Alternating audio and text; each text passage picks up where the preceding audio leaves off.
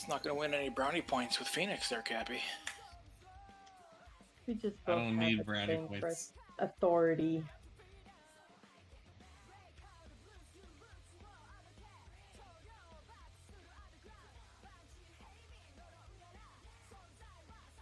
Yeah, no matter how much Phoenix is going to impress Saoirse, she's going to have in the back of her mind somewhere along the way, oh yeah, the Dumbo that set off Metal Rain. She'll just flip you off. She'll use her middle finger to push her glasses up higher on her nose. That's all. Ooh, bold. I see you like push-ups. She don't fall under you after this shit's done. Oh, that's cute. You think it's a choice? Yeah. She's all broken right now, but she'll get it back. Either that or she'll sacrifice herself tonight and I'll never see her again. Nah, let's hope not that. We'll see. Spoilers. Spoilers. I wish I knew. Spoiler TPK. I mean, I don't even know. I mean, you guys might die. Yeah. It's the final episode. The fight's gonna be tough. Falcon never anticipates a character for dying. He's always prepared for one to die, but he never plans for it. Poor Yacer. Yeah, no, it's like this is coming from someone who didn't survive the last miniseries. Yeah. It would be Counterpoint, poetic idol. if Estrid was the only survivor this time. I'm the Cappy now.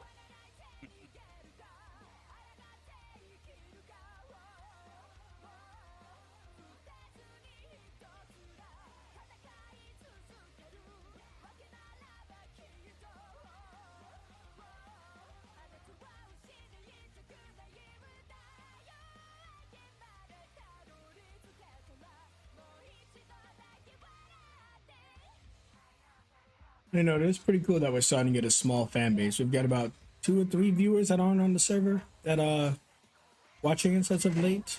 And then of course we have server people rotate all the time. Welcome to the craziness. Ooh, I don't think we're streaming yet. Yeah, we are streaming now. And we're about to do roll call. Just pause the opening tracks. I need to send you my trans ID. I sent it to you at like 1 o'clock this afternoon. No, it's general. I was missing about 2 or 3, but I definitely got a few of you. Let's see here. You know what? Do we recap with elevator music? No, I won't do that to Bro, The stream I just doesn't may seem kill. negative. No, Zig just may kill Nim if that was the case. I won't put the elevator music back on. All right, so let's do roll call real quick. Drop zone, Reporting for duty. Jayless,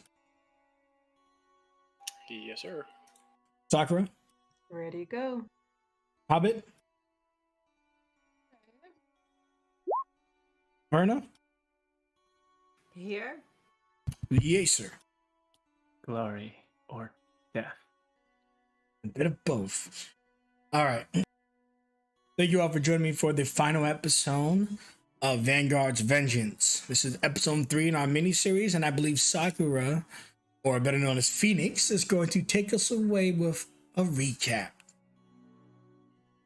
Yes, so the doors to the elevator open. You might be wondering how we got here, slightly frozen and strangely in place. Well, you see, it started when we found ourselves mingling with modified manticores and ogres. Godric, what a fantastic fanged fauna, delivered one manticore to me so I could try to figure out what the hell was going on with it. Sure enough, it was being controlled through a metal spine of some sort, while the rest of the party held their own against multiple such creatures, plus a sentry. I had managed to disconnect the device from the manticore that was up close and personal. Though thankful, it was unwilling to rise up against its captor. Instead, it gave us knowledge that would aid us and went on its way. The other manticore was spared as well, thanks to the love for creatures of the furry kind that Zig shares with Godric. Thanks to Zig's skills in holding down large wriggling masses, we even managed to spare an ogre. Once the way was cleared, we gathered around the entry into Installation 97 and were treated to an impassioned speech by the captain. God, she makes me miss Lewis. That's when I was taken aside and told about a possible ace in the hole, a chance to surge energy through the protector and basically fry it. There's something poetic about ending that thing with the very power that it craves. Still haven't made up my mind on that yet. Anyway, we descended into the installation and were greeted by Io, the installation controller of the place. It sounds like the most polite secretary you've ever met. There was a passionate debate on if the elevator music was designed to drive one insane or not, and Io gave us the rundown on what to expect. A laser field, a mind flare, and, of course, the protector. Nim soon got the spa treatment he desired via a decontamination room, and we stumbled our way through a room with rotating lasers. It is embarrassing how simply we were thwarted by those things. Naturally, good old-fashioned violence was the answer. Captain called for a coordinated effort, and taking out the sentries took down at least some of the lasers. Nim shot them with his finger guns, because he doesn't do backups.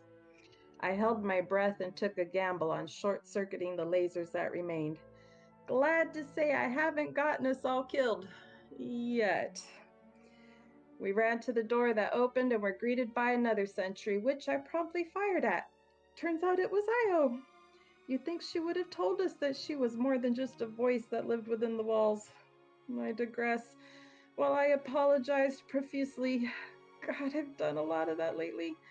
She attempted to prepare us for the next level, informing us that there was a badly damaged mind flare on this level, attempting to make its way to a Bacta tank, and that is exactly how we got here. As the door opened just as this fuck was passing by, and I guess we startled him because he reacted by doing this to us. I don't know if I understand correctly, this mind flare and the protector were once allies. One created the other, and to this day desires our annihilation and destruction. I made the mistake of trusting one of them before. I doubt repeating that mistake will turn out all that different. Thank you for an amazing recap. And tonight, your reward, the maximum inspirato. I'm sure you'll need it. Woohoo! For the rest of you, we're about to dive back into our characters. Do your best to stay in their minds. Of course, occasionally we'll go above the board to talk. But try to feel like you are your characters, walk in their shoes, and hopefully don't actually spill their blood. But in any case, yeah. Thank you for the recap. Let's get into this. You all owe me a strength saving throw, as the mind flare is using his telekinesis to throw you all about. I'm gonna use one of my inspiration on the first roll of the night. Out of curiosity, are any of us within Estrid's aura range? Most of you are. Let me put you on the map. I was just doing a quick music change, but we'll see right now.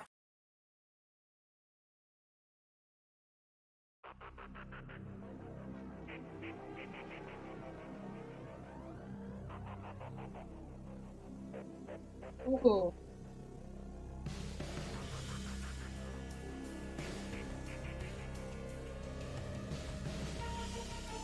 Everyone but Nim and Godric appears.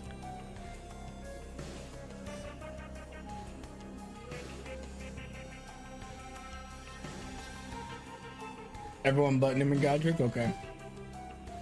His DC was an 18.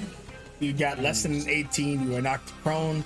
You take a measly, by comparison for the creature's might, a measly 10 psychic damage. If you succeeded, you're lifted above the floor about a few inches and released.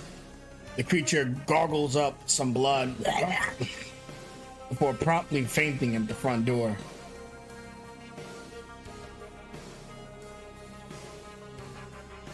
It looks like he fainted. It looks like he's fainted because he at the very least he collapsed. He's laying on the ground shaking. Phoenix has a crossbow out and aimed, not finger on the trigger, but Saoirse Just kind gonna slowly stand So- tall. There you go. Saoirse kind of floats herself back up from prone, kind of readjusts herself. Sentry, is there anything that this Mind Flayer could provide us that you cannot to assist in our goal? The Mind Flayer has less access to the facility than even myself. However, as for the Mind Flayer itself, the heretic is a creature who has lived in our world for 100 years without disturbing anyone. I'm not sure it is our enemy, it certainly isn't mine.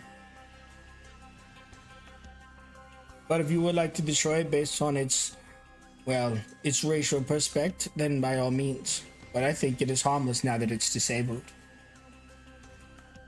I would just like to know how the Protector knew this place existed. Are we sure the heretic wasn't sitting around here waiting for an opportunity to help its kind? Potentially, but we do know the only facts we have outside of speculation is that the Destroyer also tried to destroy the heretic. Oh, okay. Sentry, if we were to use I believe you referred to it as back the tank, how long would it take to bring this heretic to fighting condition? We would need to retreat to a different level. The only back to tank here is in the installation next to the Destroyer itself. Shit. There goes that. I could bring you to the level with the back to tanks if you would like. But with the creature knowing we're here, it's no doubt he will most certainly get to full power if we take that detour. No, not worth the risk. The Mind Flayer stirs. He is trying to get up. His eyes open again. But he's not able to get up. He's like falling back down, like he's doing a push-up, but it's done too many. As We'll kind of look down and just say, stay calm, stay calm. Don't get up yet. As Nim was getting up, he helped up Godric and also put his hand on Saoirse and his twin casting Cure Wounds on the two of them. Okay. That's for Godric. Much appreciated. That's for Saoirse.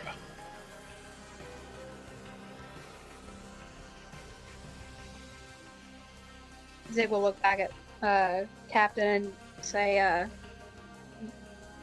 do we have any plans for this one? He doesn't look like he's posing much of a threat to us, but we can't let it sit here and suffer, right? Maybe we can put him in the elevator and send him on his way. If we do anything, we need to do it fast. If we help it, harm it, or leave it to be, we need to act quickly.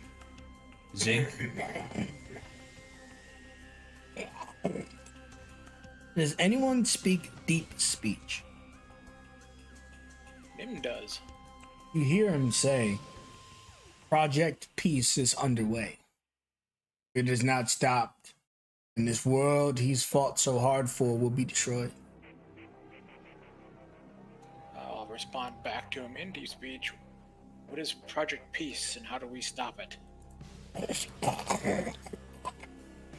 He tells you that Project Peace is the formula designated for a destroyer, typically the last destroyer, which puts all the collective data and information from every destroyer that ever existed under the Mind Flayer command into him, downloading the perfect combat simulations, laser maneuvers, even nuclear responses similar to what happened to the city. If Project Peace were to happen, this peacekeeper will be able to easily dispatch you all and certainly Icarus and other cities.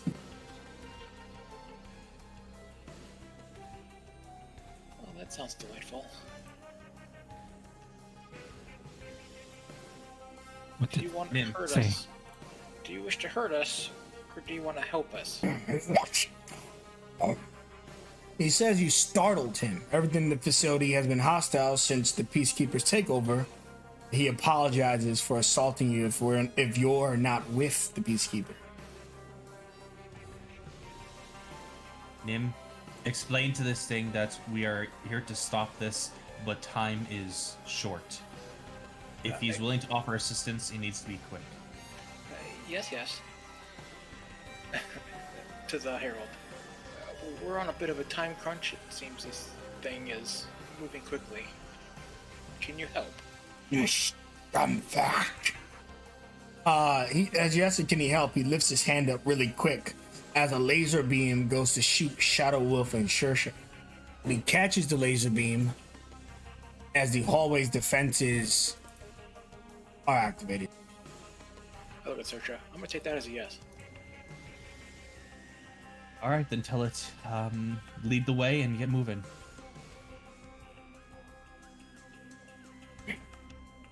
The Heretic has problems standing. You don't think he's going to be a big physical asset, but he seems to have some level of control over his mind powers. Phoenix Soul asked Shadow Wolf, can you carry him? Yes. I'm sure Shadow Wolf has carried many of people before. He puts him on his back, and the Mind Flayer uses his powers to part the first beam. He's not able to part them all at once, but he tells you that these beams won't be turning off anytime soon. So if you guys want, you can make your way into the second section. You can only part one round at a time, one of them. Estrid will put, after making eye contact with Nim and Sersha, put 10 points of lay on hands into the Heretic for the time being. How much would you have left after that? I would have 15 left. I would recommend no more than 5. Okay. So, I put 5 points into him, going down to 20. Okay. The Heretic appreciates it, and with that, even a little bit more rejuvenation, he's able to open up the next 2 beams. So the one right in front of you and the following one.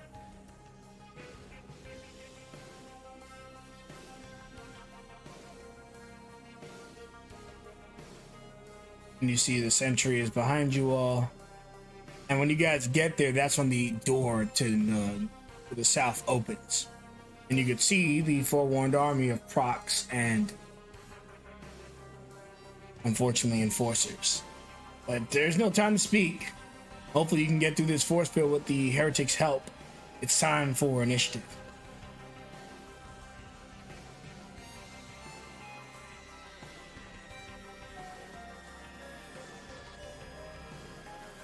All right, Shadow of this EX and Phoenix turn, even though you both rolled really well. Awesome. You know, we're gonna say Shadow Wolf is gonna let out a howl. He's holding the Heretic, but he can let out the howl, so everybody's nearby. Y'all get advantage on your next attack. Taking this turn. That's it. Double check, make sure you all are in the initiative order. I think you are, but let me know if I need to add anybody.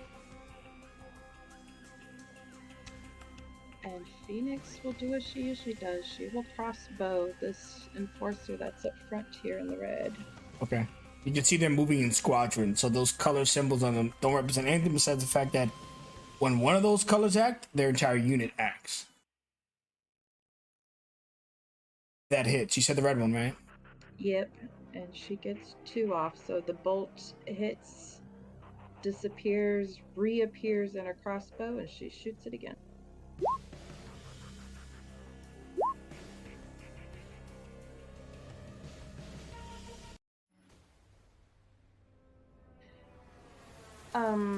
Is the beam that's right behind us still inactive, or did it reactivate?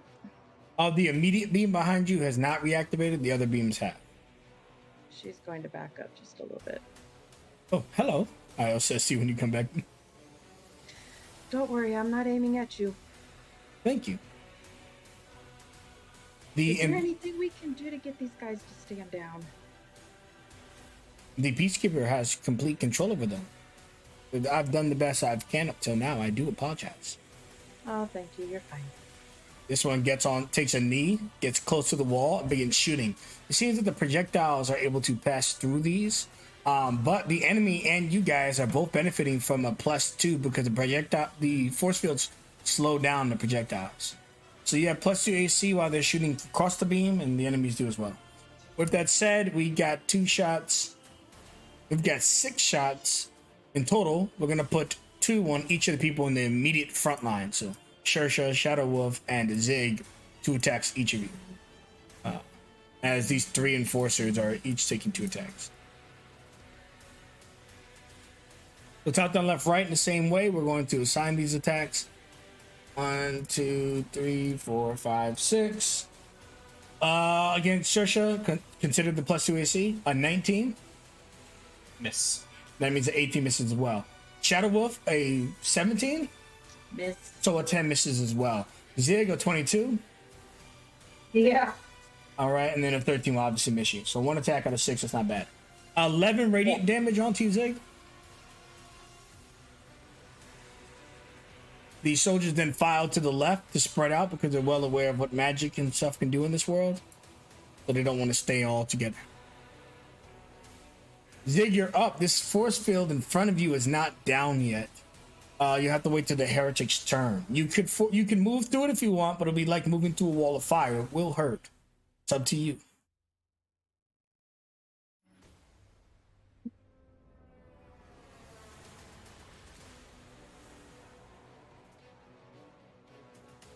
Straight off, just a bonus action rage.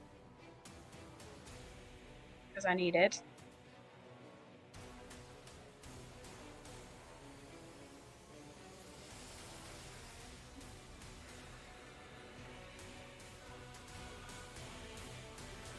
Okay. The bonus action rage, with your action, do you want to hold a movement or something since it's tough to get in close? Dodge action also be pretty good if you want. Yeah. Yeah, because I need this thing to get down before I can get over there to him. I'm a hands-on type of person, so yeah, we're gonna do that. Bonus action rage and then hold action. Yeah, dodge. We're gonna do it. Okay. There's nothing else I can do. This.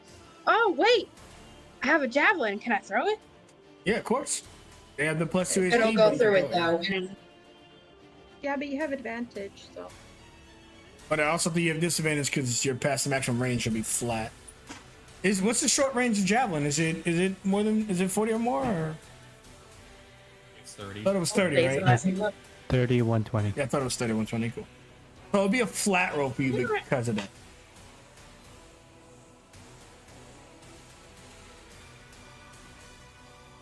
Worth it. Whatever. Let's do it. It's fine. There's my bonus action. There's action. Yeah, we're gonna throw it. It's fine. All right, does that hit them with the +2? Who are you going for? The immediate blue in front of you? Yeah. It's 15 is their armor class, so 17 is exactly what you needed. Hell yeah. You do 8 damage. Rage is not applied to thrown or range attacks, but you still do a good 8 damage. And I think that's it with the javelin. That's all I get, correct? Okay, yeah. Yep. All right. EMT. All right, Godric, same deal. The beam isn't down yet, but the heretic will move it soon. So, what if I wanted to use my natural cat-like, rogue-like abilities to try and roll? Like, is it a solid, crisscross, or like, is it? Can I get under it? So I know what you're asking, but it's a complete. It takes something complete floor to ceiling. If you want to get a visual for it, think of the first Star Wars movies when they were forced to wait during the Darth Maul fight. It is closing off completely, and then it opens up. Okay. So no chance to be barrel roll kitty. Never mind, guys. Hey, that was plenty last episode. That is true, and I failed at them because, Godric was having an off night because of elevator music. What can we say? We're gonna be support kitty for a second, and you will Okay, getting Cloud on up. together like this will at least give everybody some hit points. So I'm gonna choose.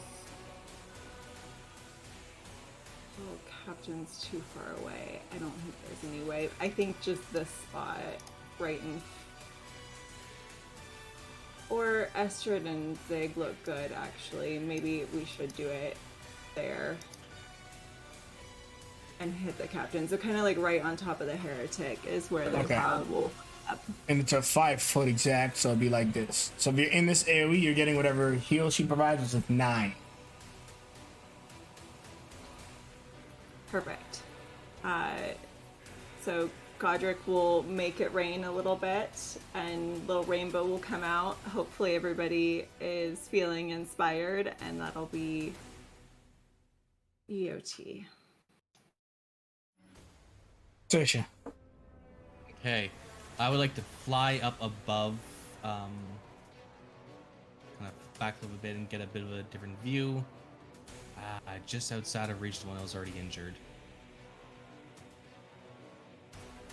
In which case, she kind of gets a bit of elevation, and she's gonna lay into this one here. Okay. Shadow Wolf's ability, is that only a single action worth of advantage? Or like, is it all attacks or one attack? First attack before the end of your turn, so ready to action won't qualify, unfortunately. Okay, that is fine. So I am gonna get both at advantage. I'm gonna use a charge of oh god, I actually don't have the ability here. Wow, how did I miss that? Samurai ability. Hold on, let me pull that up then.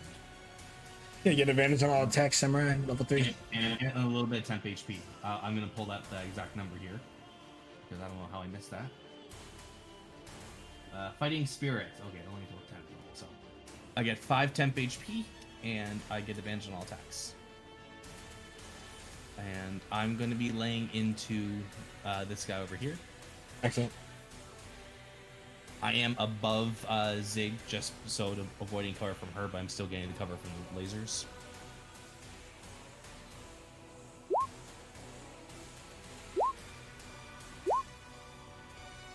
Oh, that one hits. The 15 does not. 10 radiant. You shoot him right in the shoulder. You see that their body spins unnaturally because they're not connected at their joints, and that causes the second attack to miss.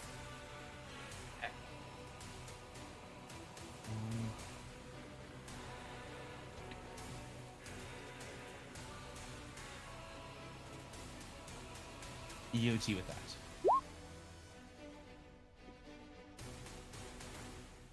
All right, the procs immediately activate, and they don't look like they're as dangerous as the enforcers, but their central beam kind of starts to rotate rapidly and produce a laser-like strike. Again, you get that +2 AC through the laser fields. Move these guys in. All 3 of them are moving up, but they only get 1 attack, unlike the enforcers that get 2. This time we are going to strike Shadow Wolf with 2 attacks and Zig with 1 attack, potentially. This is how they look, just in case you guys care.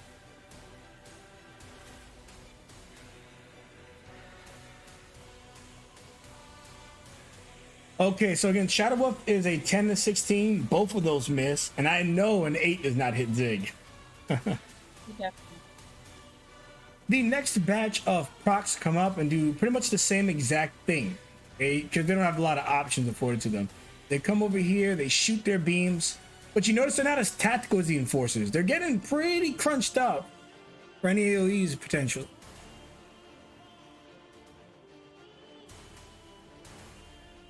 A 17, a natural 1, and a 16. You guys are getting lucky. Say that. God damn. They never speak it, right? So the heretic, rejuvenated from the rainbow beam and all the heals he's received so far, you see him snap his hands together. He focuses really hard before he just releases a screech, and he opens up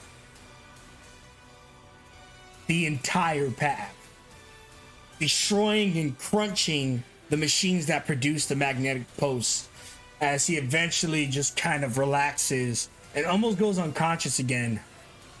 And he says in deep speech to Nim, the only one who can hear him, I hope this helps.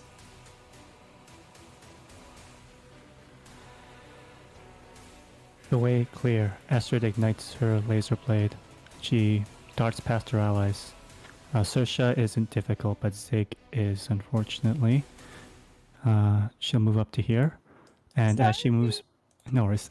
As she moves by, she gives a fleeting glance at 4 of her party members, as she mutters the words of her oath to sustain Icarus, to fight for its people, for the Vanguard.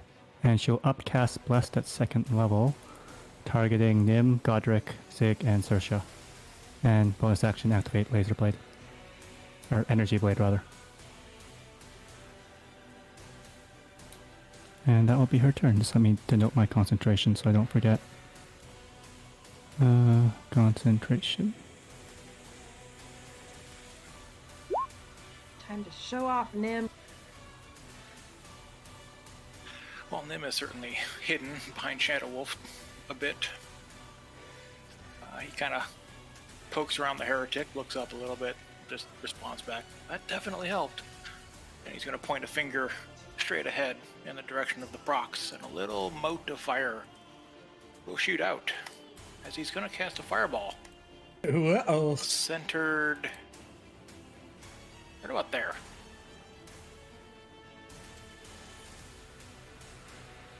Let me give you the graph, and then maybe you can find an even more better one.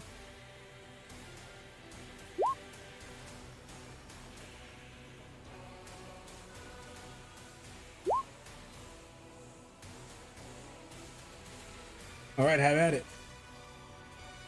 Yeah, can you move to the back? Only thing you would consider is that this is the thing you're trying to shut down. You may be concerned about damaging it. Gotcha. Your only consideration. But with that said, do you finalize this? Because you will hit it. Right there? Okay. Okay. I'll just wait till you tell me you're good. Right, yeah, sorry. Yeah, I think that's about where I said I was going to put it, so. Okay, sweet. So let's go ahead and do this.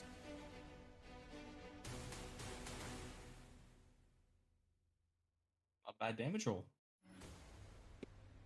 I will take it. All right. About half of them fail and half of them succeed. You destroy 4 procs, kill 2 enforcers, and vastly injure the rest. They realize that they fucked up. They found out. You do. I turned to the heretic. I hope that helps as well. And I just hide behind Shadow Wolf again. Touché. The enforcers, if they were creatures that had morale, they would probably have lost a lot, but they're just machines made by this evil construct. So they march forward as though nothing happened, but they download a different program, a martial arts program, as the first one runs in, jumps over the proc, and delivers a flying kick to Eshrit. A 22. That just connects, yeah. For 12 bludgeoning as they ram into you with their steel boot. The second one follows up, kicking off the wall dramatically, trying to punch you while you're distracted. All right. A 24. 24 will strike. Taking 5 bludgeoning this time. And in both cases, they missed one of their attacks. So while you are getting bombarded, you are somewhat defending yourself, blocking. They're just moving so fast as they download these programs and can learn almost instantly. With that said, we do need 2 bless checks from the 2 times you took damage. DC 10s. Oh, I took it the first time. Unfortunately, I got an 8. So. Oh no! Bless it down. No. Yeah. Okay. The blue programs are done. Phoenix, you're up. Shadow Wolf will set the heretic down since he's got enough help to to stand on his own, and he is gonna come up here next to Estrid, and we will attack this enforcer. Although I just remembered I need to roll to see if his howl recharges. It does not. That is okay. He is going to take his huge mechanical arm and try to hit this first one. Easy.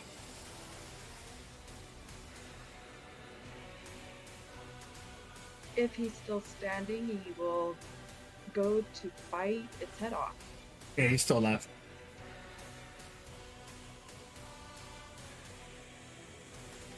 Not anymore. Phoenix needs a slightly better point of view. We will send 2 crossbow bolts to the enforcer that's still standing there. Excellent. You can see he's actively striking Estrid as you shoot at him. Yeah, let's get a crossbow bolt in the joint of the elbow and see if we can stop that. Yeah, pick off the entire elbow. Near max as well. 21. Cool. Yeah. She will move steady movement just like her cousin taught her. And the only other thing she sees alive right now is these procs, so we'll just do the proc that is straight in front of her. Okay. That hits.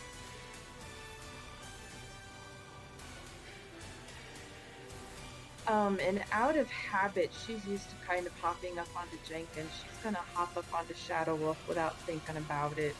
It just instinct kind of kicked in.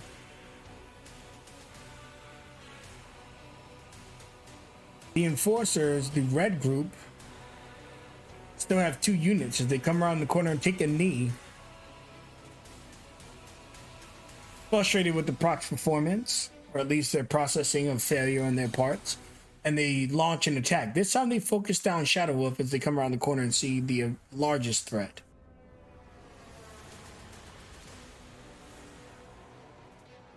Four attacks coming your way without the +2 AC from the force fields.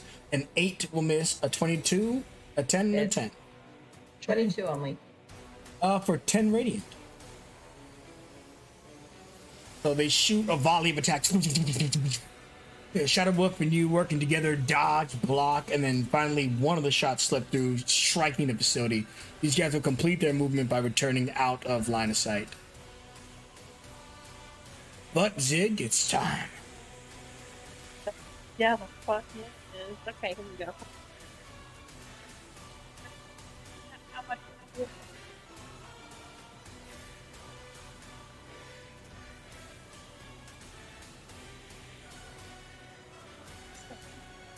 And Zig has a jetpack. Did she pick a jetpack? Yeah, she did. Yeah, I got a jetpack, which is what I'm getting ready to use. Because I'm gonna use that jetpack. Hold on. So, am I reading this correctly when it says, like, so yeah, I'm gonna use it now, but... It's fine. Pretty much it says you have 10 uses of it, pretty much. Oh. Yes, it does. So that means I can move 50 feet total. Nothing more scary than a flying, raging barbarian. Yes.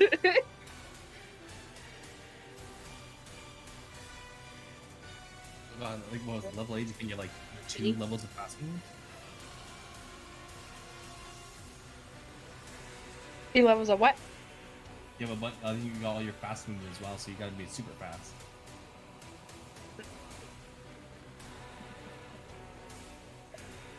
Like, as you drop it down, she can start wailing this person right here. Rage on, so here we go. Want a reckless attack or? Regular. Okay. That does 8 damage. Because these ones got another attack. Whatever. I just got a reckless on this one because I need them down. Ugh. Yes.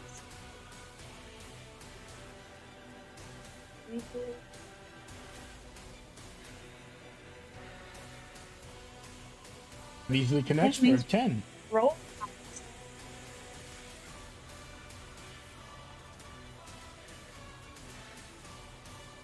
So you slice into it twice, just scraping off metal bits and its paint and severely injuring the machine.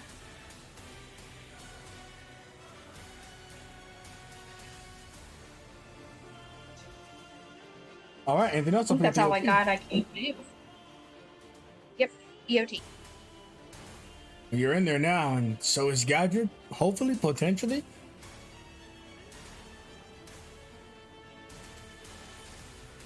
Let's see here. So right now, just so everyone can fully get the scene, his cloud is hanging over his head. It lasts for 3 turns, 3 rounds. So he's just kind of like going full emo kid with his cloud hanging over his sad emo boy head. So he's gonna come up this way. Still can't get a good... But you're rogue, you can bonus action dash, don't forget. Yep, so I think that's what we're gonna do. We want to shoot rainbows at these guys. We're not sure who yet, but we're gonna get in there and we're gonna find out. Ooh, okay. Patrick's a little disappointed. We're a little disappointed. We were hoping for there to be... He got really excited when he saw everybody grouped together. Y'all are too good at your jobs. So he's gonna help Zig and shoot another rainbow towards that enforcer. And Zig should get some health from it. I'll put the text again. So it should be 9 points. So I'm gonna kind of shoot the rainbow kind of at Zig. So it'll be 9 points of healing for her, and then they have to make a con save. Become blinded. You see them. You see their. For them. No, Not you're you, good. them. You're just getting healed. Yeah. You see, That's like, wait, what? its metallic screen doesn't seem to be disrupted by the blinding effect, but you do heal. You're out. I mean, Godric doesn't know much about machines, so he's surprised. He's learned something new. Good to know. I'll teach you a little more. They're not immune to blind, so he just made the save. Oh, okay. Good to know. Okay. Bonus action, we're good to go. We did some things, guys. We're in here. Sasha. 5, 10, 15, 20, 25, 30.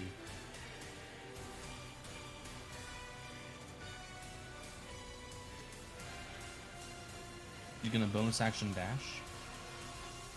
5, 10, 15, and then 15 feet up. Gets a bit of verticality. Which will be 20 feet up total.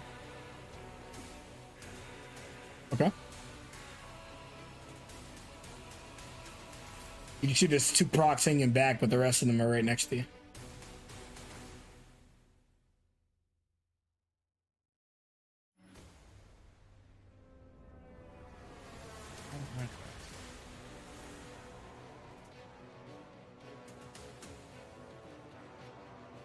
I'm actually gonna fire at those procs in the back. I'm gonna start with the orange one, orange back. Yeah. First shot. Ooh. Dial. You're gonna start from you might finish him. Maximize the 2 for additional 8. So that's 12 plus 8, 20. 20? Okay, oof, it barely survived. Okay, second shot. Same one, I'm assuming? Yes. Yeah. They do have +2 AC from this thing in the center, which is pretty big. You have to be more than 20 feet up, damn. Yeah, no, but it doesn't matter. They have 13 AC, so 15 hits. Right. Yeah, I mean this thing in the middle is pretty monstrous. It's large. Fair enough. Additional feet.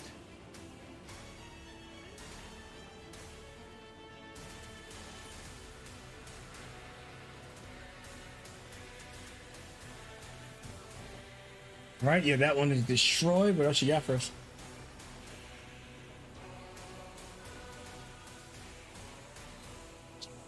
I'm gonna EOT with that.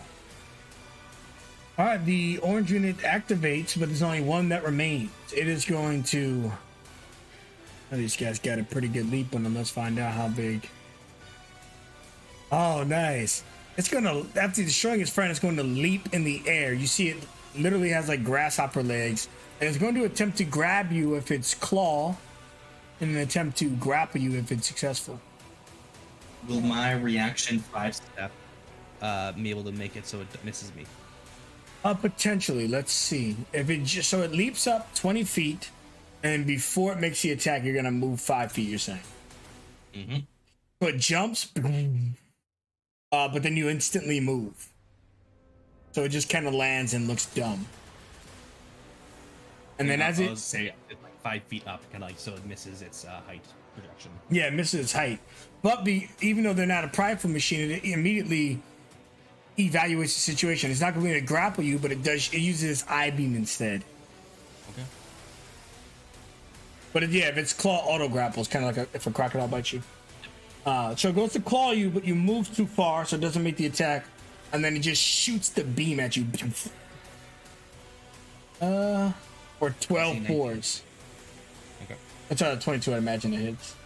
Yep. 12 fours, okay. All right, Orange Squadron. That's all of. Yep, that's all of them. Okay, Green Squadron has 2. This one's not even gonna try to jump at you because it thinks you can still move. So they just jump. Zig. One of them is gonna try to claw you to try to keep you from moving about. Oh, it is going to critically hit you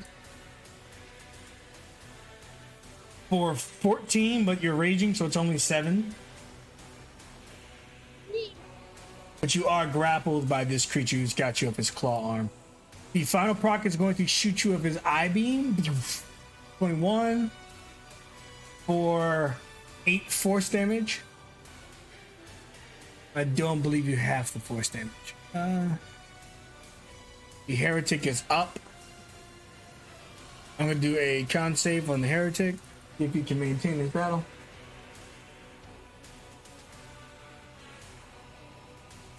All right, he is a 16, so he is going to stand up. He is going to mind blast. No, he won't mind blast. He knows that won't work. So I'll just make them do a strength saving throw.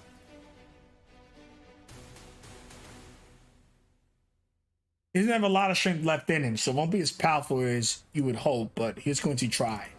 The creature makes a save, so he just drags him forward without damaging him right to the in front of Shadow Wolf.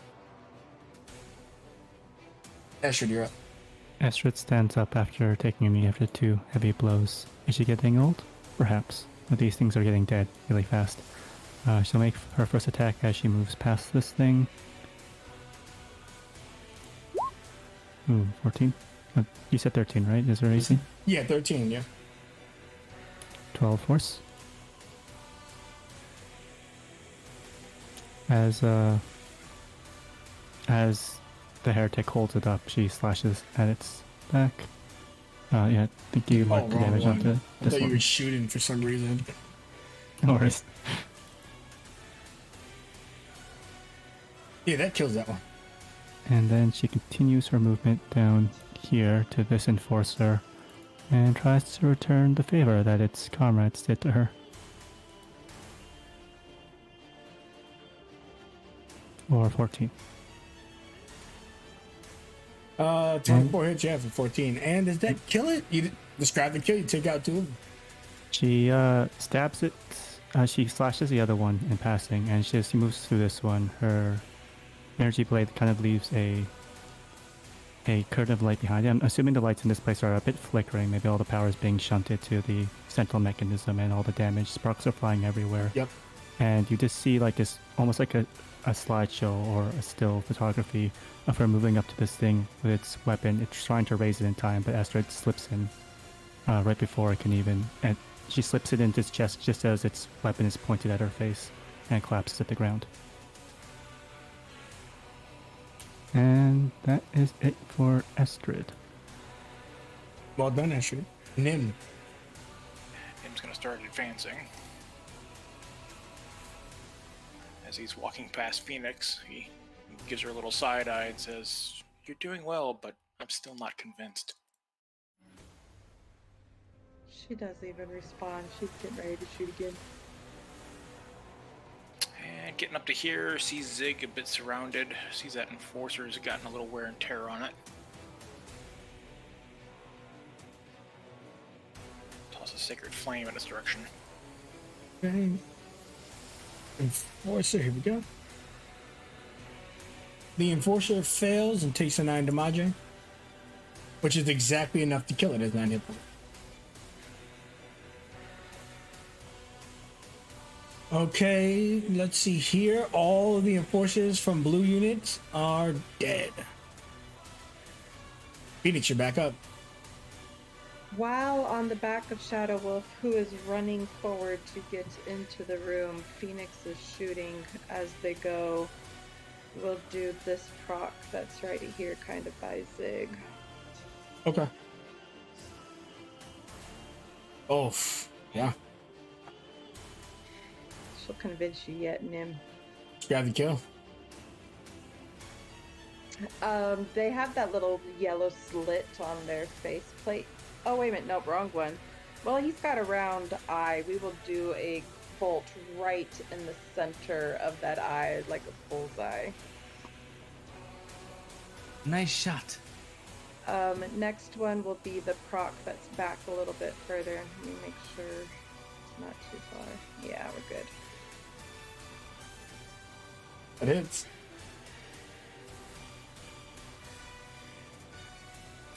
Shadow Wolf was running though. I think he did 10, 15, 20, 25. She's gonna tell him, get me. Just want to make sure player understands correctly. This big thing in the center of the room is something Phoenix is interested in, yeah? Yeah, based on the orders with Shursheds, you can use this to power down the facility. The consoles to the left.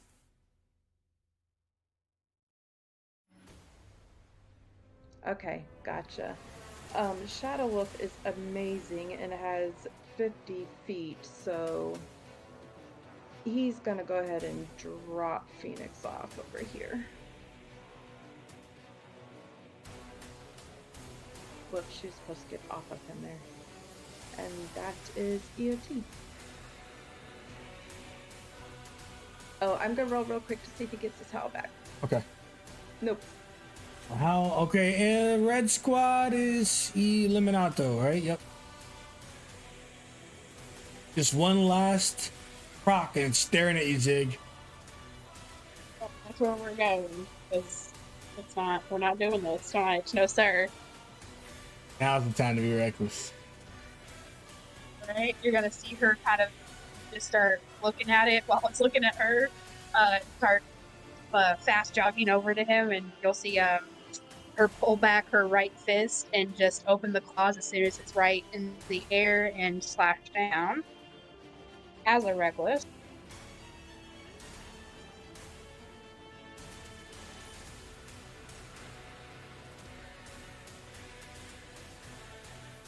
That connects. On its last leg. This one I'm going to reckless as well. Take us out of this fight, Zig. Fuck him up. As you see her hand come down and hit him once, or hit the proc once with the right hand, she's gonna immediately open up her claws in her left hand, and while she's swiping down with her right, she'll be swiping up with her left claws. Just throw it over to you. Turn him to scrap metal. Well done. It's a fight, and you can see that the room is in fact flickering. The ball in the center is spinning. It seems to be undergoing a massive project, perhaps Project Peace. In any case, if this machine doesn't get shut down soon, you'll have to contend with an extraordinarily powerful being. So now's a choice, Phoenix. As everyone gathers around you, let the fiction take hold, and then we'll worry about what skill checks need to be done. She places both of her hands on the console, and her eyes just start at the top and scan each one like she's reading one of the books she's read a gazillion times. She's trying to analyze what buttons do what is controlling what, and while she's looking at that, she's doing mathematical equations in her head. Okay, this is powering the 3rd level, that one consumes this much energy, that one's powering the 5th level, that one might be consuming that much energy. Like, she is analyzing the crap out of this to figure out what to do. Nim puts his hand on your shoulder, casts guidance for one, but bends down and whispers into your ear, "Time to show your true allegiance." She just kind of brushes it off.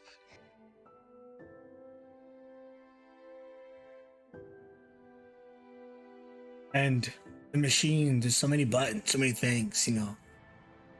I don't know if you think if Clamdor could do it, but he could. Are you going to be able to do it? Do you believe in yourself, Phoenix? Oh yeah, she's determined. She is going to end this thing. Well, there's some comfort in things people are familiar with. In this case, I'm not sure that applies.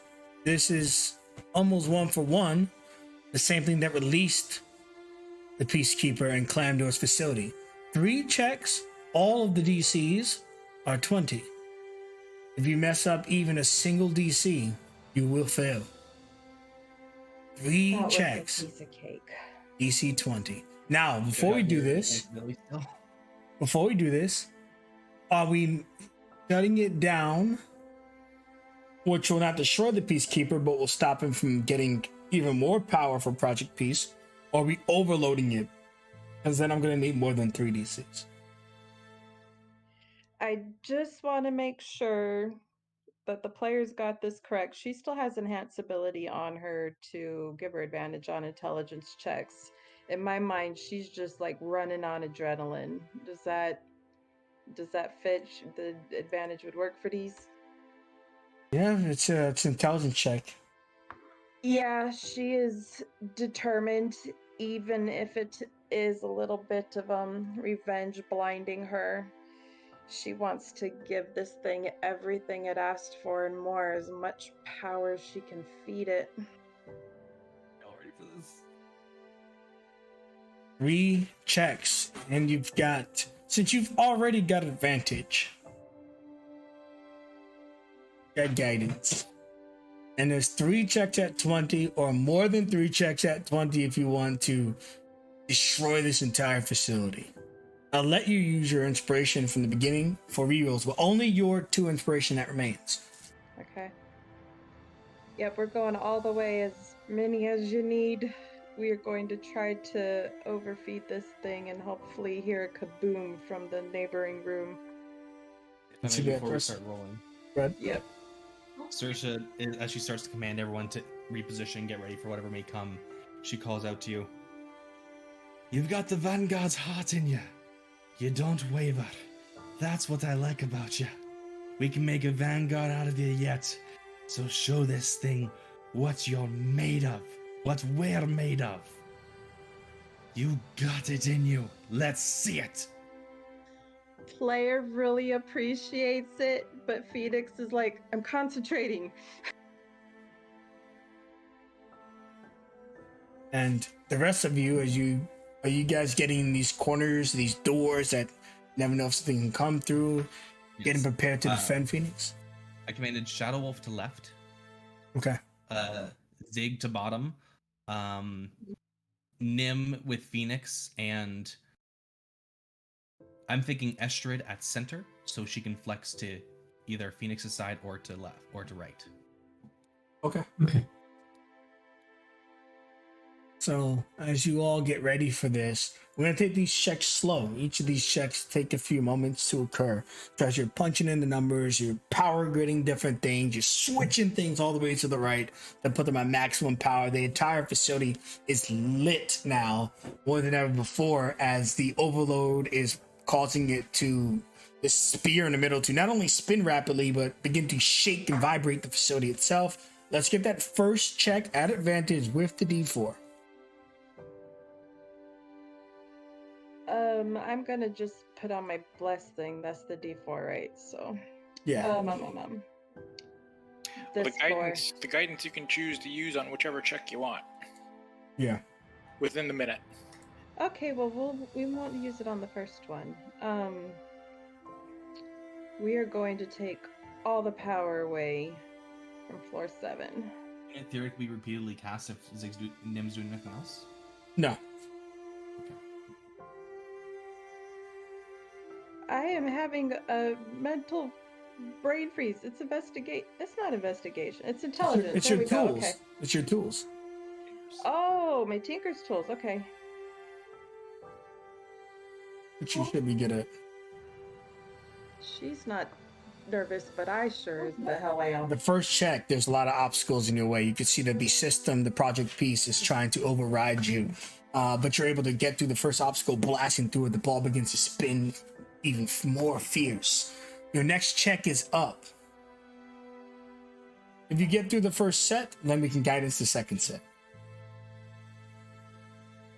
She starts to talk to it in her head.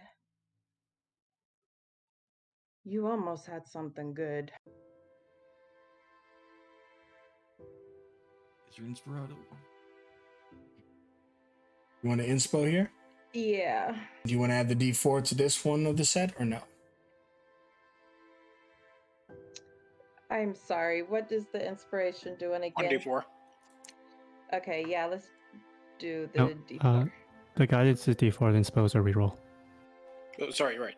Inspo's a reroll, but guidance is 1d4. So do you want to do you're doing a reroll here? Or do you want to add the D4 as well? Yeah, re-roll with the D4 and just making sure it's one roll, not two. Right? It's still advantage. Oh, okay. It's a complete reroll.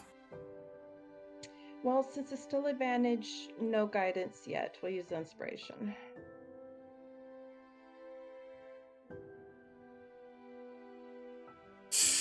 Oof. Thank gosh. You clear the second one. And when you get through this facility, you see the symbol of Project Peace form on it. And it's strange. It looks like a female, I should say, because you know the Peacekeeper's machine. But the face comes onto the screen. Stop, Phoenix. We've come so far together. Don't do this. You saw something that other people didn't. And you get through that. Hitting down. Not giving the rest of us a chance to start getting real nervous before you roll.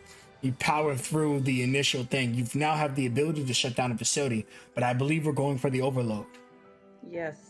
This is 3 more checks. At the very least, you will shut down a facility, but whether you're going to blow this motherfucker to Doondalia, we're going to find out now. But unfortunately for you, you didn't see my core. Get it again. The 5th check, as he tells you, we could do great things together. Don't you want to see your mother? I see my mother every day, and the reflection of me. I am going to do great things without you. She's alive, you know. And as you do the next check, and there's only one left, so you definitely should add that D4 to it, but he tells you she's alive. And I know where she is. And it's not on this planet. You need me. Don't do this, Phoenix. She's going to do the last one. I just want to make sure blowing this thing to Kingdom Come isn't going to blow all of us up, right? And have a chance to escape. Okay. Does or doesn't, do your thing. It's Nim. probably get hurt. Nim's gonna lean down as the face is talking to you. Prove your van status. Leave me the fuck alone. Fine. Talking to the thing.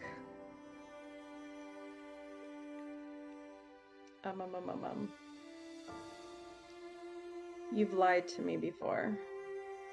I don't believe you anymore. And we will use the D4. Either way. You Exactly. hit the button and the video shuts off in the machine. Phoenix. And then this ball begins to spin like crazy. Turns around and yells, "Run!" No. Run, guys, run back to the elevator. And as you make your epic escape, we need epic music. Saoirse would like to call out to Sentry. Sure. Sentry, nearest window, nearest outdoor exit. Activating now. But first, epic escape music. Come on, elevator. Yes. Vanguard, much like your life depends on it. Nim's just running like crazy, energized by the music. Sorry, but it switched. There was an error. So you guys start charging to the elevator, and you see that Io is preparing it. We're going to go full speed. Everyone brace onto something in the elevator. It's the only way we can hope to escape the facility on time. Come. And then you see the Slayer is just like slowing you down a little bit, but I imagine Shadow Wolf just like snatches him up. Yeah, I was gonna ask, since he's so big and Phoenix is so small, can he carry both airs? Yeah, oh, Jake has him too. Perfect. I was just hyping that I was gonna army carry him. Oh yeah, that sounds cool too. So if someone's got him, we're good. So you guys all get onto the elevator, and you can see the light behind you spew out a massive lightning bolt as it literally cackles and shoots all around the facility. One of those such bolts land into the room and explode. You guys can give me a Constitution saving throw. But as the explosion rips off, you hear Io say, "Good luck."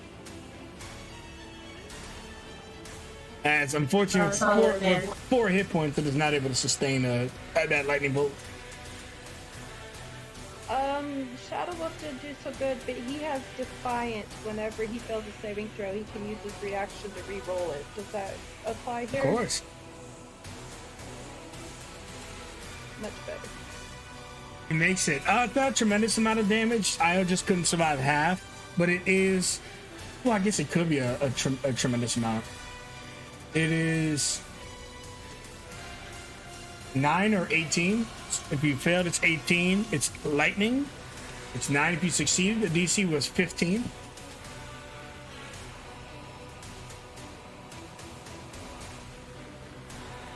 And the elevator begins to shoot up as Io dies, but the Flayer tells you that he's in the facility, that he'll take over from here. And you see him close his eyes, and as the elevator is naturally moving up as fast as possible, we're talking like a race car. Installation 97 has over a dozen, 2 dozen, 3 dozen floors. So as it shoots up, you see the Mind Flayer looks down, and a stream of fire is spewing up. And as the stream of fire is spewing up, the Mind Flayer puts his hand out while looking down and uses his mind to push back the explosion. But you see that he's struggling, and for every round he does this, he's garnering an instant level of exhaustion. He's holding back the facility explosion right now. Estrid looks toward the heretic and looks down toward the fire. Let's say we fight fire with fire. She puts her shield away and holds up both hands, and around her is a fierce wave of heat. Would you allow me to... I know we aren't spell doing in this campaign, but could I volcanic cannon to explode the explosion? You can use your blast to beat back the incoming blast, because that's just what the rule of cool is made for. She looks down toward it, now know what true heat is. And you see her armor begin to crackle. There's insane heat coming off of her. As she will volcanic cannon at recoil 100. Blast full power. It just erupts down, rippling into the explosion, catching it off guard. And with the combined powers of the heretic, he just starts to spin the cyclone. And the heat waves begin to hit you, but the explosion doesn't. The elevator finally gets to the top, almost crashing. Each of you, to keep us moving, just take a single bludgeoning from the impact of the crash. As you race out of the facility, through the map where the lasers were initially, into the next elevator, the fire comes through, and again, the heretic spins around with both hands, a second level of exhaustion, but he's not able to hold it back this time. So either you're gonna have to double down, Astrid, or someone else is gonna need to do something freaking powerful. She'll take the bottle into her mouth, pound back her potion, but not even wait to finish drinking it before she fires off another. Superior healing is 8d4 plus 8. Yep. As you're downing that, I step over, put my hand on you, and say, I got this one. And I'm going to cast a fireball down in front of it, try and blast it back. So your fireball flies in. Let's just see how much damage it is. So I'm actually just subtracting your damage from how much the explosion should be doing to you.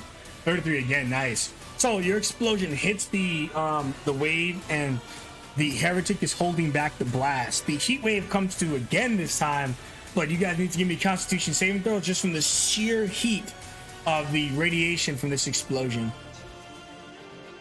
But I promise you, it could be a lot worse if not for the offense your team is taking. Okay, this is just going to be a flat value of 12 or 6. DC still 15. 12 fire or 6 fire. DC was what? 15. Awesome.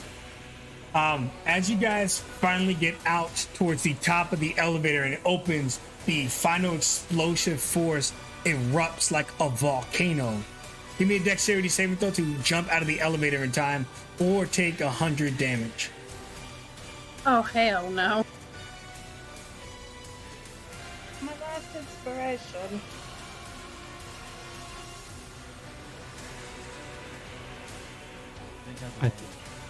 Danger sense, correct? Yeah, but you have advantage, Zig, from danger sense, yeah. You have one more roll. Okay, so Sakura, Phoenix gets plus 4 from myself. And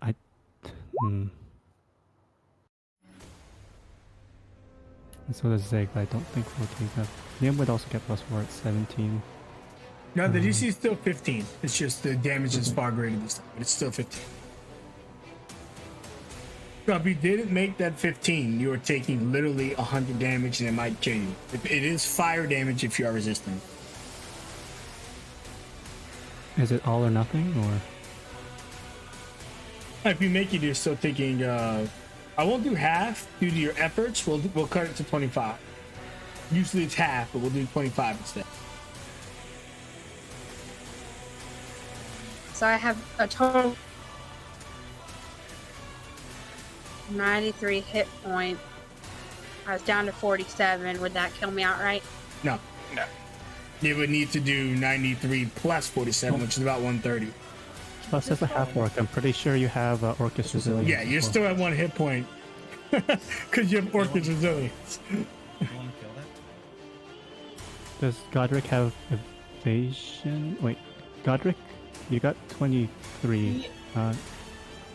Don't you have evasion or Yeah, no? but we still have to take some damage even if we made it. And I was down to 4 hit points. With evasion, you don't normally, but that doesn't make any sense here. So if you only have 4 hit points, then yeah, it'll still down you, but you won't be at risk of dying. Okay. Wait, is Phoenix dead? Down, not dead. Phoenix. Phoenix she made did it pass. because of When you guys are diving out, you all had Estrid's aura. What, 25 have down, Phoenix? Yeah, I mean, she only has 40 total, and even with the half damages, but the very first one, she failed and took that to the back, and that got her below half. Okay, so you guys all get spat out. Whether you're down or up, you get spat out over here.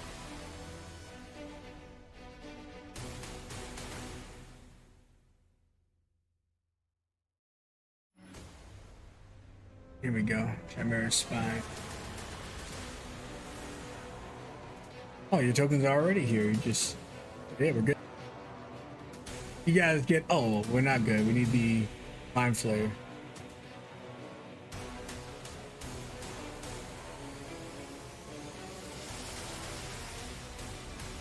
So as you all jump out of the facility, it quite literally explodes. Some of your allies are unconscious, but you did it.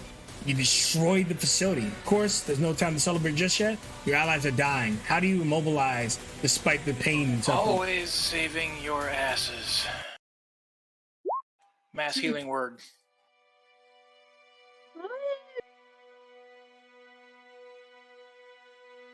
Oh. So let's see. Godric, Sersha, Phoenix, Zig, and Heretic saved us, but the last one's going on me.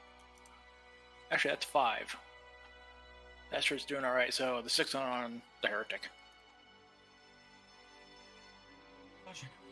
You're there. You're there, right? I'm here. I'm here. There's sunlight above us. We're outside. Do we need to get out of here? Quickly. Yes. Vanguard, sit rep. Can everyone walk? Phoenix Yeah. jumps over to Shadow Wolf and asks for help up onto him. She ain't walking. Thanks. Phoenix? Yeah.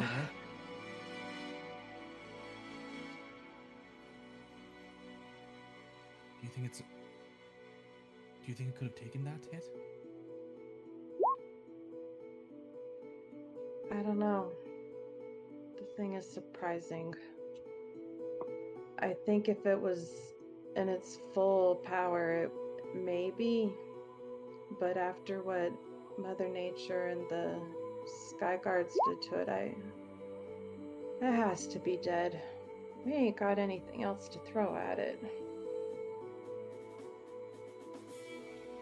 One primary objective was destroying the facility. Facility's down. Mission is clear. We're all injured. We need to get back to base and get to safety. You know what?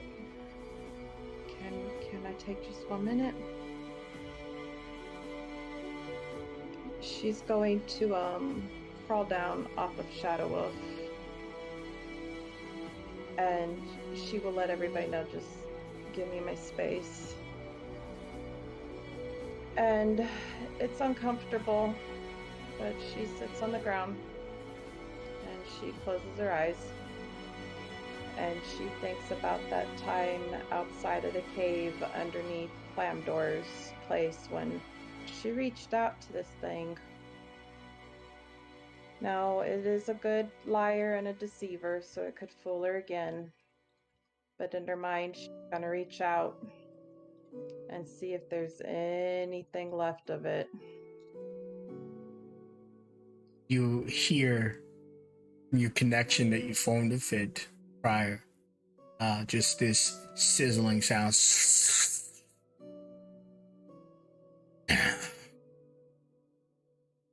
And there's like a grunt. And when you realize that it may be alive but dying, at the same time, Estrid, give me a dexterity saving throw at disadvantage.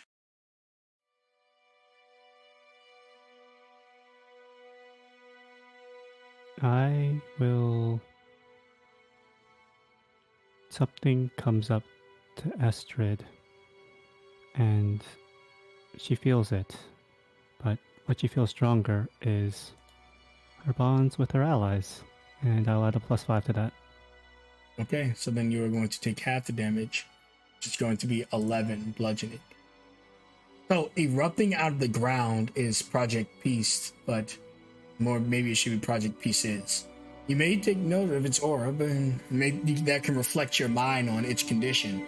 Its legs are blown off, its arms are both missing. It's a head with just its upper torso, and there's no blood since it's still a machine. But you see Project Peace, and she's not even able to fly. From the destructive force she used to propel herself out of the facility through the floorboards and the very ground with the explosion, she lands next to you, unable to move, was hoping to escape.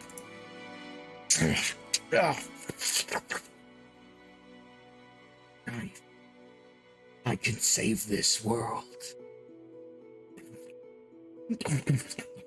Give me the chance.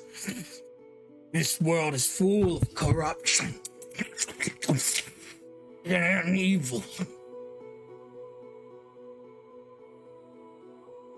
It's just sparking away in pieces. The explosion did its number. At first, it may have been a moment of fear seeing Project Peace, but as she lands here in this android-like body, she seems defenseless. But you know what her intent and design was, and what she's already done. I know it's maybe each one of you want to destroy it, but what will you do? Just Orders, curious. Captain. As Phoenix can barely see a portion of it through Shadow Wolf and the others, I feel like her face is just perfectly framed in the little bit of space she can see. Does this face call any resemblance to the photos that her aunt had shown her of her mom? Yeah, she's taken on the appearance of Lydia. Phoenix is going to stand up, take very careful aim, and I realize this might be like impossible. She's gonna shoot that thing. It's prone. Oh. Well, she's sitting on the ground. She's gonna lay down army crawl style with her elbows on the ground and shoot anyway.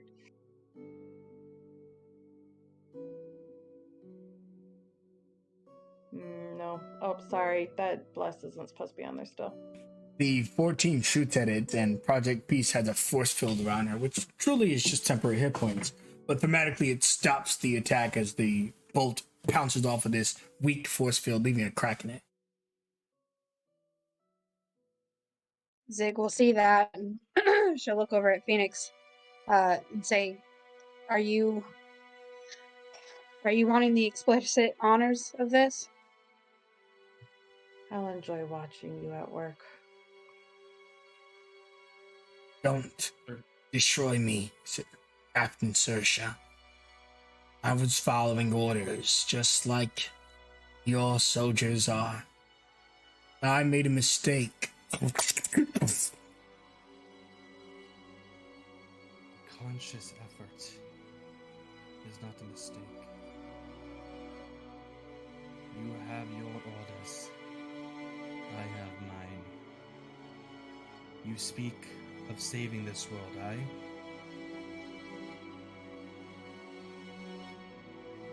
I want to.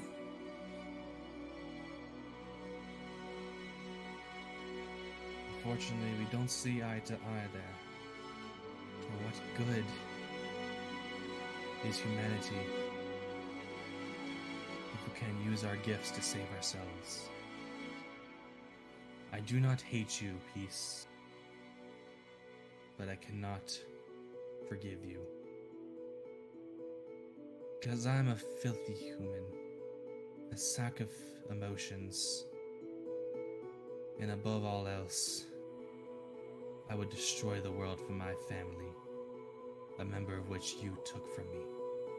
I'm gonna point my weapon in her face and use the railgun beam for lightning bolt. Don't.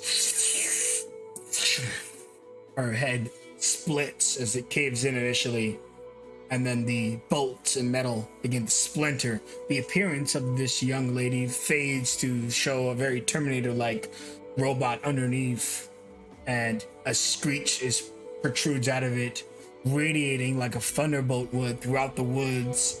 Birds fly away, bears run, wolves retreat.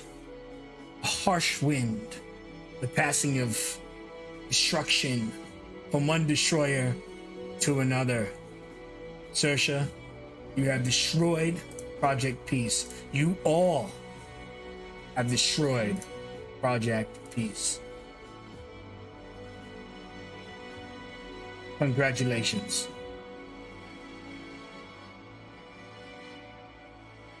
Nim, I know you're tired.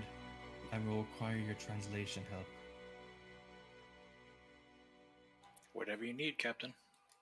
Thank you. She looks over to the heretic. And she's not an angry face, but a very stern one. We destroyed your facility. No going back from that now. What do you wish to do from here?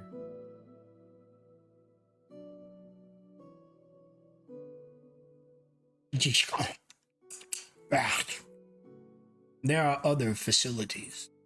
Not all of them are manned. I will go there. My kind are not accepted in this world just yet. Besides, I enjoy my solitude.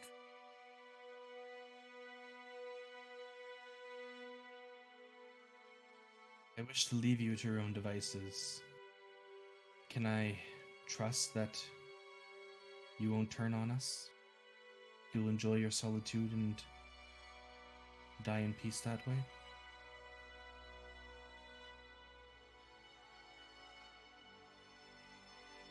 He would say, to excuse the crazy bit, he just tells you he doesn't plan to die anytime soon. Maybe one day he'll surface in the world. Maybe another day, people like you will need his help again. Maybe something in his own installation will get to him just like this thing almost did. But he makes it clear that he's not a threat to your kind or any other creatures for that matter. That's why he's been deemed the heretic by his people. He's forgotten their ways. He lives his own path now, his own life. She will kneel down and say, I am Captain Saoirse Gall of the Vanguard, a respected one of the surface. I have a debt to you this day for your assistance. Should the day come when you cannot achieve what you need to do on your own,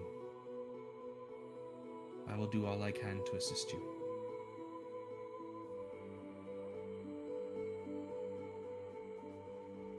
Perhaps one day we can find peace together. He's adjusting something in his belt and putting a cord up to one of his tentacles. Looks like one of those, it looks like a tube you sip liquid through, but he puts it in his mouth a little bit. Can you understand me now? I can. I am a supporter of this world. I have watched Mother Nature's acts. I've seen the chirping birds and the running water, which is alien to our world. To the hard-working denizens of soldiers like yourself, and even a mother raising a child. This world's beauty, my people fail to see it. But I am no heretic. I am their truth. I am the reality, unblinded by a belief that needs to be forgotten. You may one day come to my aid, but surely, should you need it, I will come to yours.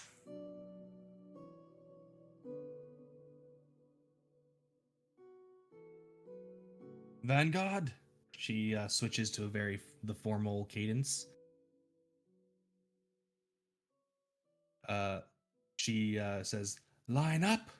and she points you all to line up in order here, as usually do for performances or ceremonies. Phoenix will take a moment, given she doesn't usually line up. She's gonna look to the heretic, and she's She'll gonna point to you put to out. stay.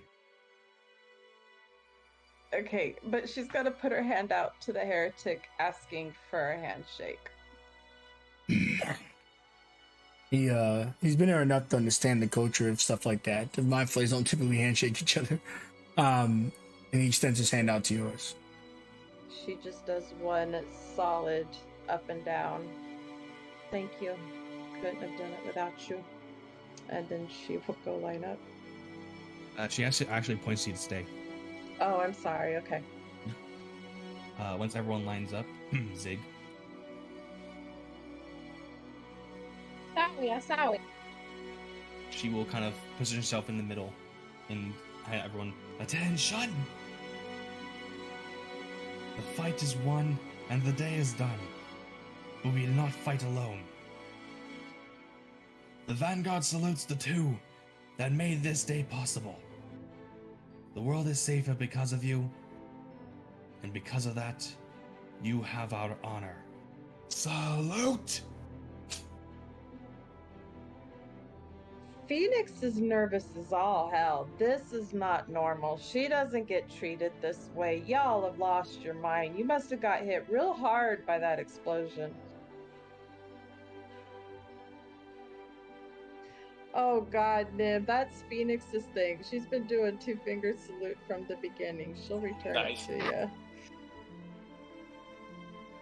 At ease. All right. Time we get on our way. What do we do with this pile? And I point at Project Peace. Phoenix, in this state, do you think it's safe to bring this corpse back to base for study, or is it best left buried? With all due regards, the person they would give it to is Clamdor. And if he was to reconstruct that face, I'm not sure what it would do to him. It wouldn't be good. If it is brought back, it needs to be stripped of any appearance of humanness at all. Otherwise, let Nim set it on fire and let it burn as we walk away. Is there any use to be gained from it? Yeah, I mean, and she looks towards the heretic. They're more advanced than we are. And then she looks back, but I don't think this is worth it. I suggest its destruction. A creature with the intelligence of this, the AI embedded into it, can override nearly anything. Attempting to restore this creature under your control only risks this repeating. It's kind of what advisement of happened the in the T-Rex. first place. Honestly, we thought that advisement- we could keep the protector under control, and it found a way out. Understood. Under advisement of the experts, Project Peace shall be rendered beyond inoperable, beyond recognizable. Captain, if I may have a proper suggestion for that. Of course, Nim, this is your department. Nim will walk up into an opening.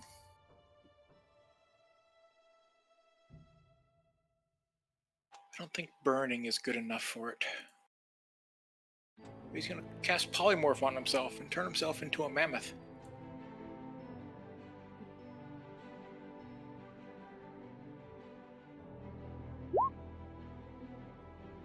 He's furry. Zig and Godric must like him this way.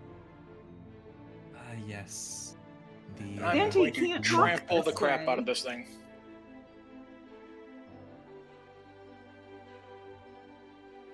Yeah, you do exactly that. They squeal at seeing a furry creature.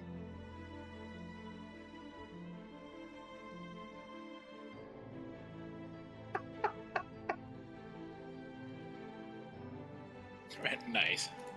nice. Perfect placement. As you stomp it out, the heretic tells you, the facility is destroyed. I will see to it that nothing remains. These fumes are toxic to your kind, but I should be able to sustain well enough. I doubt anything has survived, but a double check should be warranted. I believe this is where we part ways, Captain. Do you have a more proper name, or do you prefer to be known as a heretic? If the people have deemed me a curse to their kind because I have been awakened, then I will wear the heretic name of pride.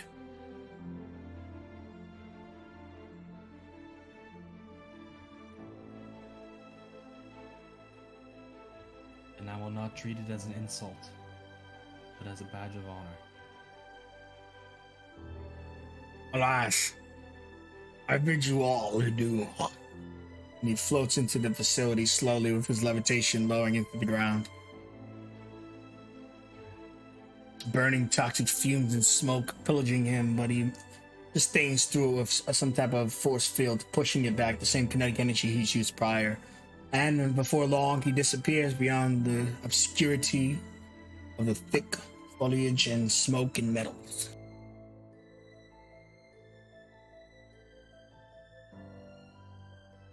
Now there's only one thing to do. Get home, celebrate, and get ready for the bullshit that's probably gonna come next.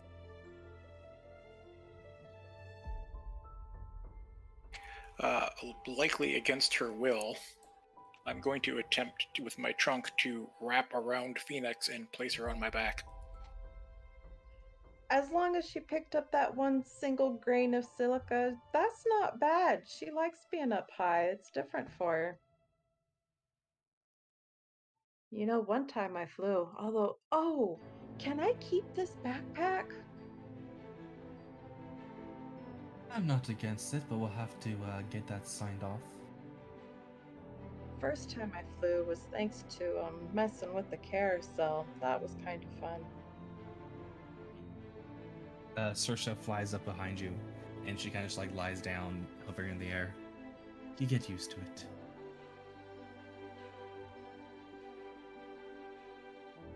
And beaten and battered, looking far better than the other guy, which is the facility, by the way. Each of you eventually get home. A few more days would pass. I'm sure Saoirse would give her reports, and the rest of you would go about yourselves, getting yourselves cleaned up and hanging out with whoever you want to. But like anything official, and especially a military kind of event, this is due for promotion. Now you're still all Vaughn, but this is different. Whether it's paid leave or just an additional incentive for the combat, there's a ceremony where each of you are going to be rewarded a medal, including Phoenix. So before we get to that map, and I'm happy you're all getting there. I was wondering if I should put you all there because I thought some might have died. Before we get there, I'll ask each of you, you can paint us a picture in your minds, in our minds, of what you're wearing to the ceremony. It could be an official military uniform, it could be a dress or some type of nobleman's suit. I'll go from left to right. You can also give me your thoughts for the mission on your character's perspective and stuff. We're not closing out yet, but we're getting there with the ceremony. We'll start left to right in this formation. Shadowwolf tells us a whole bunch of stuff nobody understands, so Ashrid, you're up. Estrid shows up to the ceremony in her regular regalia, perhaps a bit more ceremonial, but still very much military purpose. Standing before the ceremony, she knows that there are whispers among the attendees that Abelgesa is getting another decoration, how the nobles are of stolen valor, but this too is a weapon for those that live in the gray, for those that live in the shadows. Misplaced or perceived stolen valor is yet another way to cloak their ignominy. She speaks very little at the ceremony, putting on appearances as a proper member of a reviled clan. But behind the scenes, there are always hands moving, hands lifting up in those spaces where the law cannot reach, hands raising up, those without names, in many storied documents in the vaults and many towers of Icarus. Her legacy shall be built, but it is not one that will be praised or written of, but is a legacy that she will write.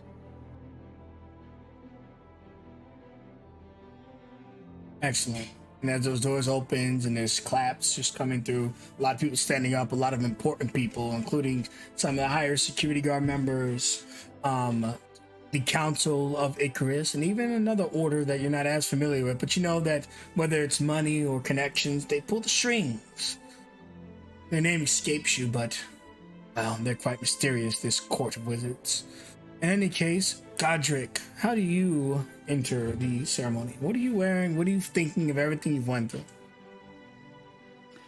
Godric is wearing his normal, like our normal guard regalia for events like this.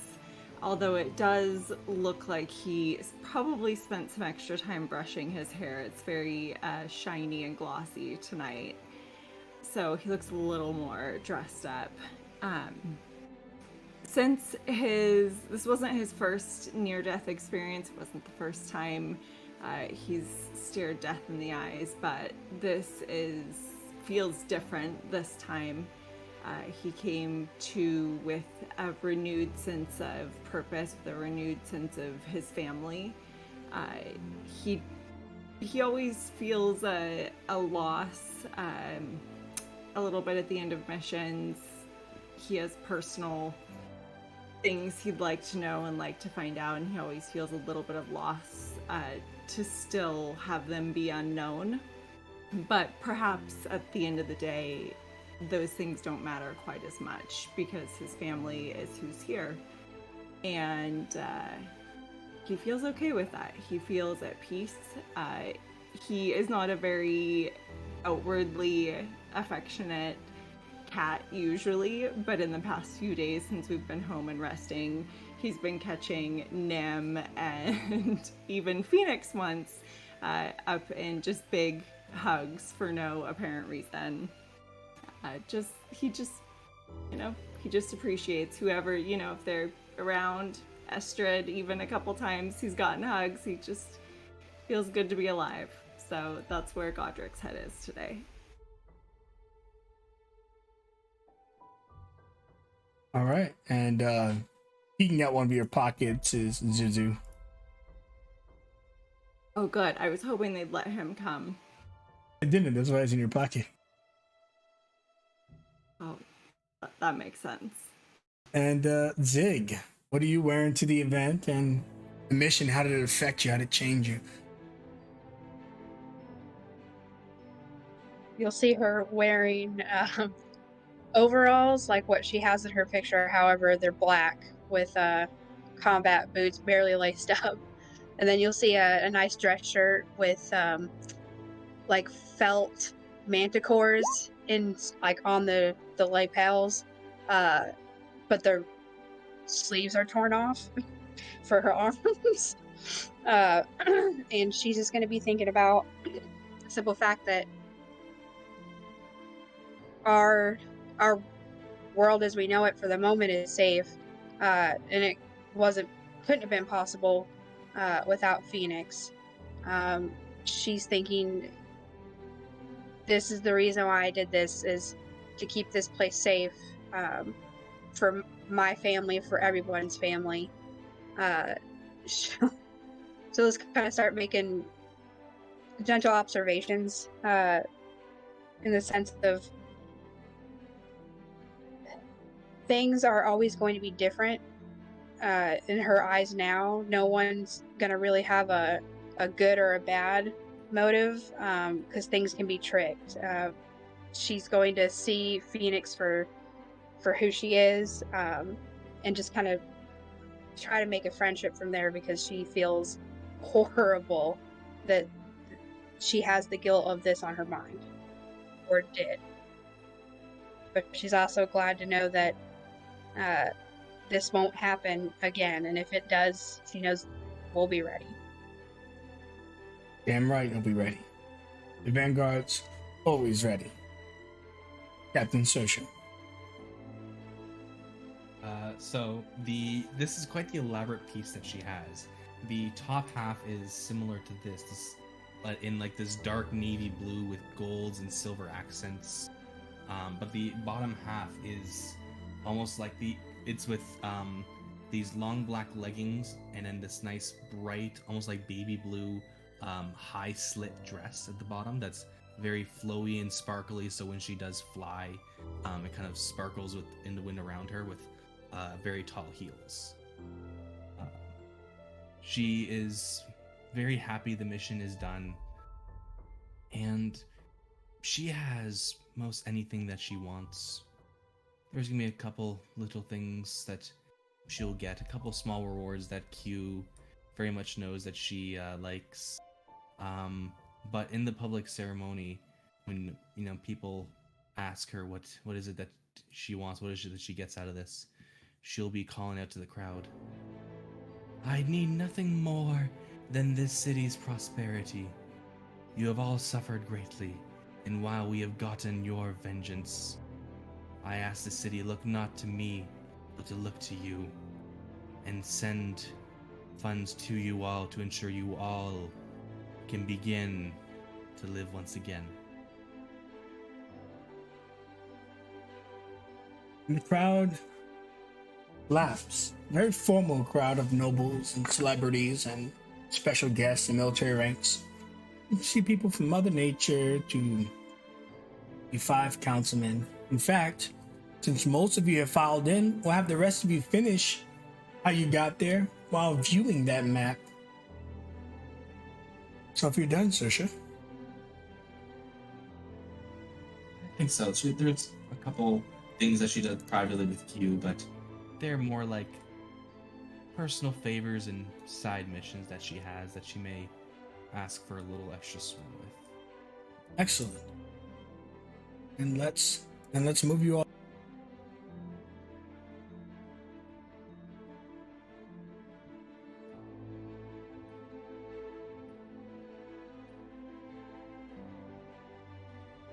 Of course, you're all at better health at this point in time. Can I set it be? And you should all be at full health, yeah. And Phoenix, so you'll go last since again you formed all this. So Nim. Nim walks in as a mammoth. No, just kidding. He will walk in similar to the captain. He'll have military dress on, but it's been modified a bit to be almost a bit more tuxedo-like. So it's got a lot of the features and markings of the military gear, but it's fitted in a bit more of a formal outfit. He likes to wear things such as this, especially to formal events, just because it's the attention and the respect that it garners from those around him kind of feeds to his ego a little. So he'll walk in and he'll give his formal bow to everyone as they're standing and cheering and applauding as we come in. But really in the back of his mind, he's just been thinking about the past few days. Thinking about how he's going to hold over everyone's head, how he saved their asses yet again at the end of the day. But in reality, knowing that he's not the one that saves them. They've saved him. He's here today because of them. He was lost for quite some time, didn't have a place, but he found it here. He found it amongst his friends, his comrades. Maybe comrade plus one. We'll see how things work out with Phoenix. But he's just sort of putting on the fake appearance as he normally does, of prim, proper, and formal, just taking in what he thinks is expected of him at this point. And I'm sure you've shared many glances to Phoenix and the lonesome Shadow Wolf. Your thoughts wander to someone you care for deeply. And as everyone's talking and clapping and the ceremony is going on and Q's mentioning how the Vanguard stands in defense of the city. They're always here whenever we need them. No matter the threat, no matter how grave or how little, the Vanguard is here. And I'd like to thank Captain Sersha and all of the Vanguard for their participation. The city owes them a debt that they may never yet repay, she says a little jest to the people. But they will always stand in defense of us. Now, there was a dance requested. Morgan, will you please? And he starts playing some music. Jonathan, and one of the guards in the city comes back. Madam, please escort our guest in. And you see him holding a lady.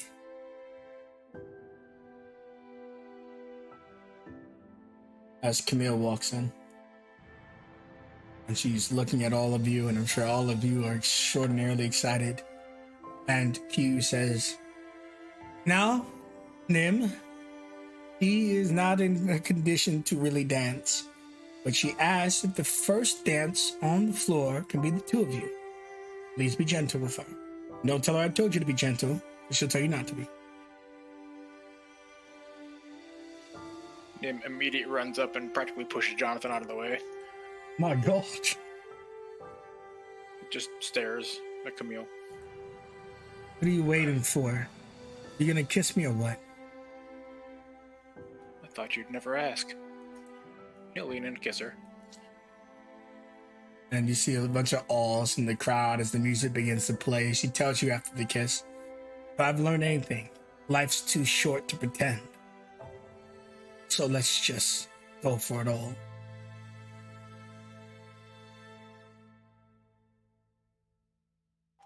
Nim just smiles, small little tears welling up in his eyes as he carefully grabs her and takes her to the floor. And as those two are strolling to the floor, she's really weak, so she just kind of smiles and does a soft wave to all of you. And she tells you how much she's missed you. And Shadow Wolf, you would think he's a living creature. Perhaps he is, as he is just on the floor, looking like he wishes he could cry. That program was never built into him. But as she passes by, what are there any immediate responses to her before Nim takes her for the first dance of the night? Go ahead. Go ahead. Saoirse will simply kind of walk up, light on her feet, and just let the wind pass by her ears with her wind rune. Just kind of small sign of,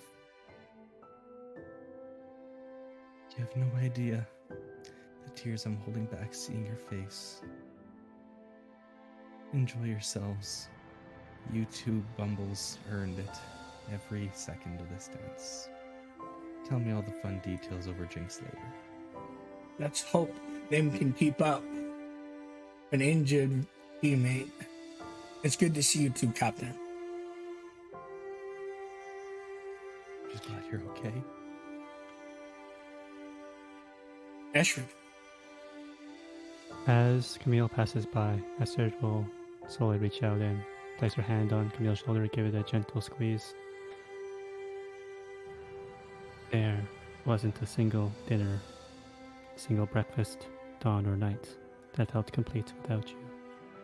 We've kept everything the way you liked it, so we'll always be waiting here when you get back. Take your recovery as slowly or quickly as you need it. Welcome home. He smiles, too weak to respond, saving her energy for the dance. He just pats you on the shoulder. Zig. As Camille walks by, she'll kind of grab her hand, making Nim kind of stop in his tracks. And it's going to seem a little odd at first, but she's going to reach her other hand up and kind of cup her cheek and look down at her and say, I thought we lost you. I thought everything was gone. Then she'll kind of shake her head like she's about to start crying. And then she'll look back at Camille and say, you know, you can never leave us, right? I'll come back and kill you myself. Or I'll bring you back and kill you myself if I have to. You are not going anywhere. Careful now. I've got a nice tiger to protect me. She references Nim. Right, Grumpy. And My kitten can go back and spot. Godric, you are speechless. Do you ever form the words, or just Zuzu flapping his wings?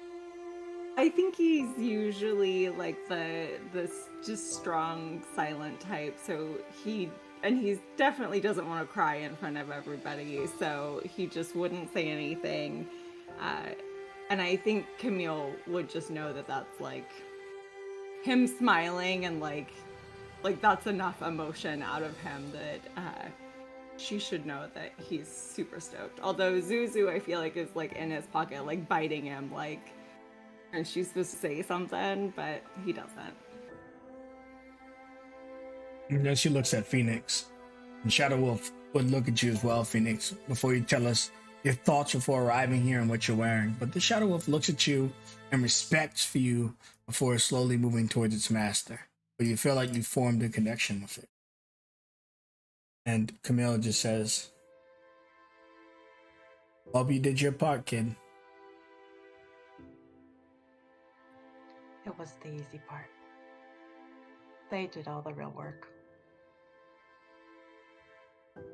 Please, I know these guys can barely repair a door without me around. And she almost stumbles. She almost stumbles, but Nim's holding her pretty good. And then she goes, "Anyways, thanks for not getting Shadow Wolf destroyed." I wouldn't dream of it. He's magnificent. You'll excuse me, Phoenix. I've got a dance to get to. She just puts her arm out. The two of them get to the field, but as they leave off to the field and Shadow Wolf stays close by to them, how did you arrive here, and what are your thoughts? As I say, Phoenix isn't someone who dresses up very much, and it's kind of funny. Zig has very much the same aesthetic. She even has some color in her hair and the combat boot type thing. So I imagine Phoenix probably, asked her for her help. The old Twins movie with Danny DeVito and Arnold Schwarzenegger, like they're the female version of this. Yeah. But I mean, but she usually wears red, but she gets a nice purple top. It's just the color she saw her mother wear in the few pictures that she's seen. She's not dressed real fancy. She's clean, at least, which is more than what you could say for most artificers. But it's more of what's in her pockets. She makes sure to grab little doodads from her brother that is no longer with her. But also one from the one that is Pascal. But there's something in there from Sora, for sure. But if she's had any time, she's going to take that scale from Sakura's beloved Vern that Sakura left on the table when she was down in the downpour. And she's going to turn it into a charm of some sort and wear it around her neck as a singular reminder of all that was lost.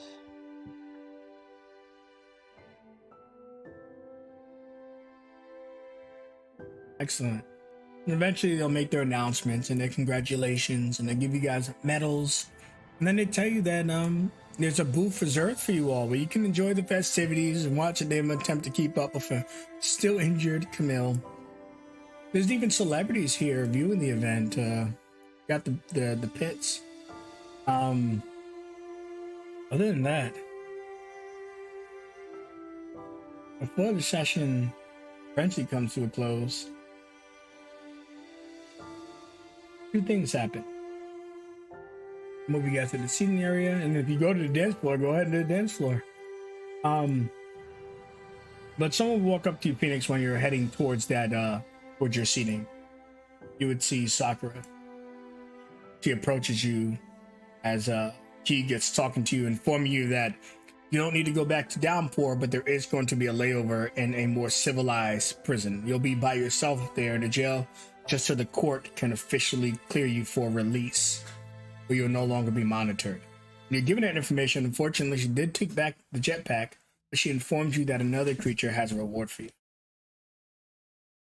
When Sakura approaches, she does a little nod, and she's going to reach for that charm. If she has a moment, she's going to present it to her and ask if she wants it. Keep that charm.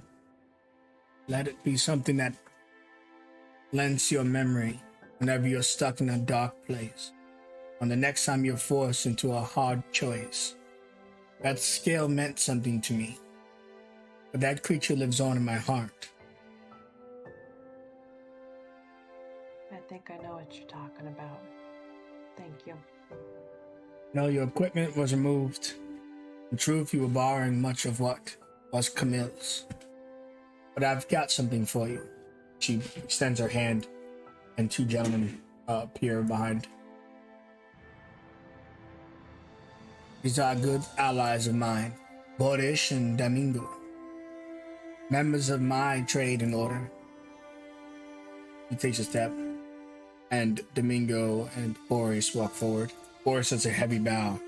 Phoenix, nice to finally meet you. And you too? And Domingo just does a half bow before the two of them open a case. And the history of Elder Earth is strange. For eons, our enemies have been the Mouthers. And of course, technology is no different, says Boris. We retrieved an artifact destined for the one who would have caused the downfall of Icarus. And I would like to point out that there is no downfall. We have came back tenfold. Regardless, this is your reward and your destiny. What? Ooh. What is this? This is Vorgrizel's cloak, one of the original sins, one of the first Mouthers to ever exist. This Mouther, however, believed in law and order, and this item is just a touch of her power. This cloak will grow as you grow. For now, it may not seem to be anything special, but it is more powerful than likely anything you'll ever come across again. She's going to kind of pull back a little bit, and she's going to dart her eyes over to Sakura. Is this a trick? This is an ancient artifact from a Mouther. Like, are you testing my heart right now? I'm confused. She walks over and takes it from Boris. She walks behind you in your confusion and begins propping it onto your shoulders. This is destiny. What occurred here was a mistake, one that this city will feel for years. And there are things that can never be replaced. When she says that, you see Jonathan look down to the floor. The city itself was destroyed in a sense. Much blood was spilled. This cloak is the beginning of you making up for that. You may have destroyed our assaulter. There is still much to pay. I would love to only tell you honeyed words, but the truth is, there's much more work to be done. And you will need this cloak. Accept it. Besides, it looks amazing on you. She grins a little bit. It is kind of my colors.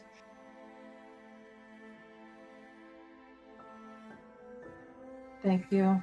I'll do the best I can to prove myself worthy of it.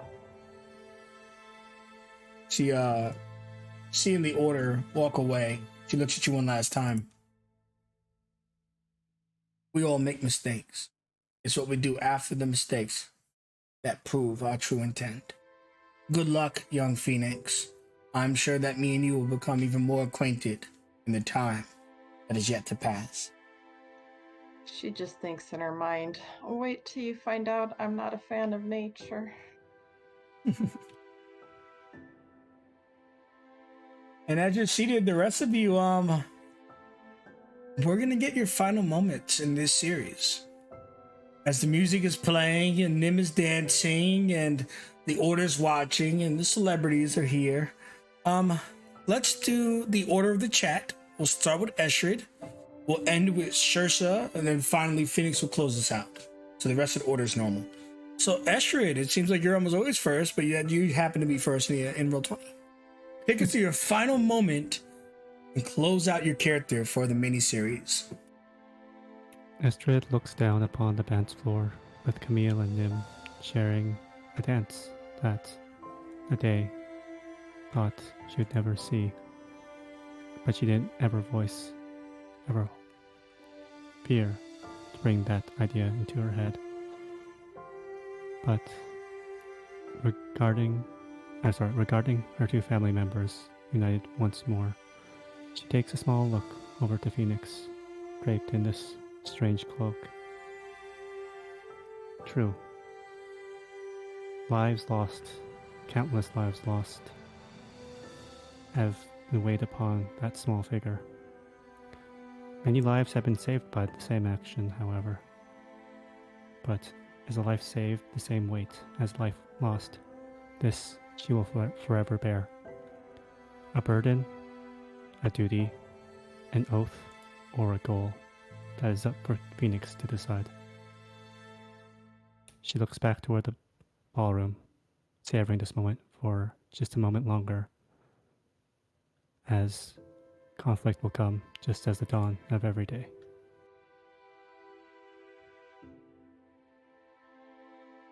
A beautiful end to the beginning of a story.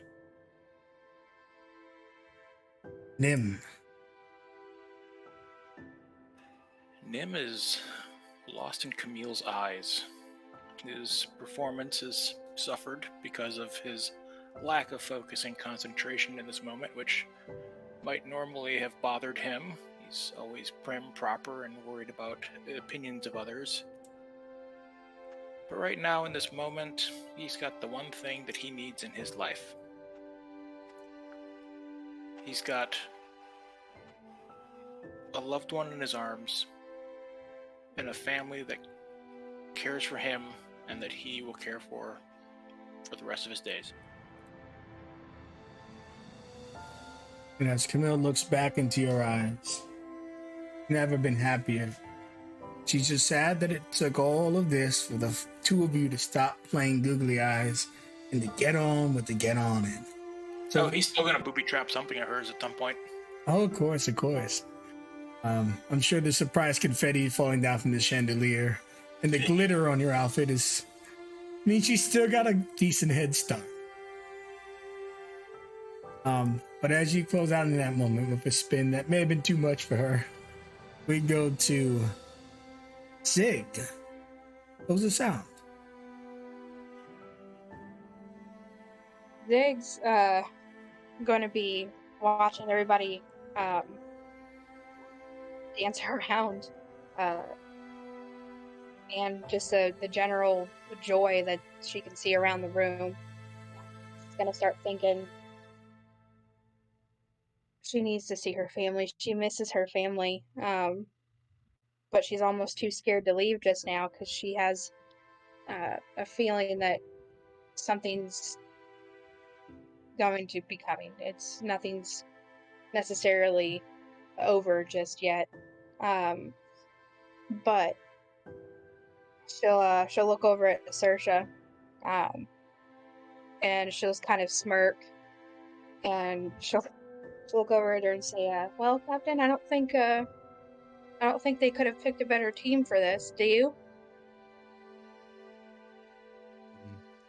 I'll say part of my closeout will be she'll be dancing with pretty much everyone. So I saw this will happen while her and Zig are dancing on the floor,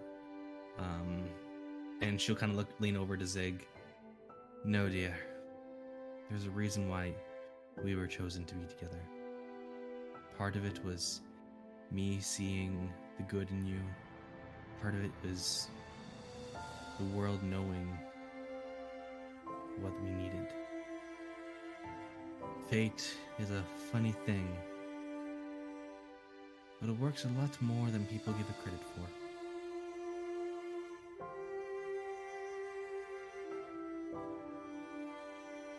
Huh?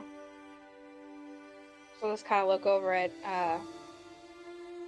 Nim and just everybody, and start kind of trying tearing up a little bit and say, I think fate might be the right choice. I don't think I could have survived much longer without this family of ours, but I'm sure glad we found it. And then after that, you'll kind of see her rub her hands together and then start looking for some food and some furry friends. Excellent.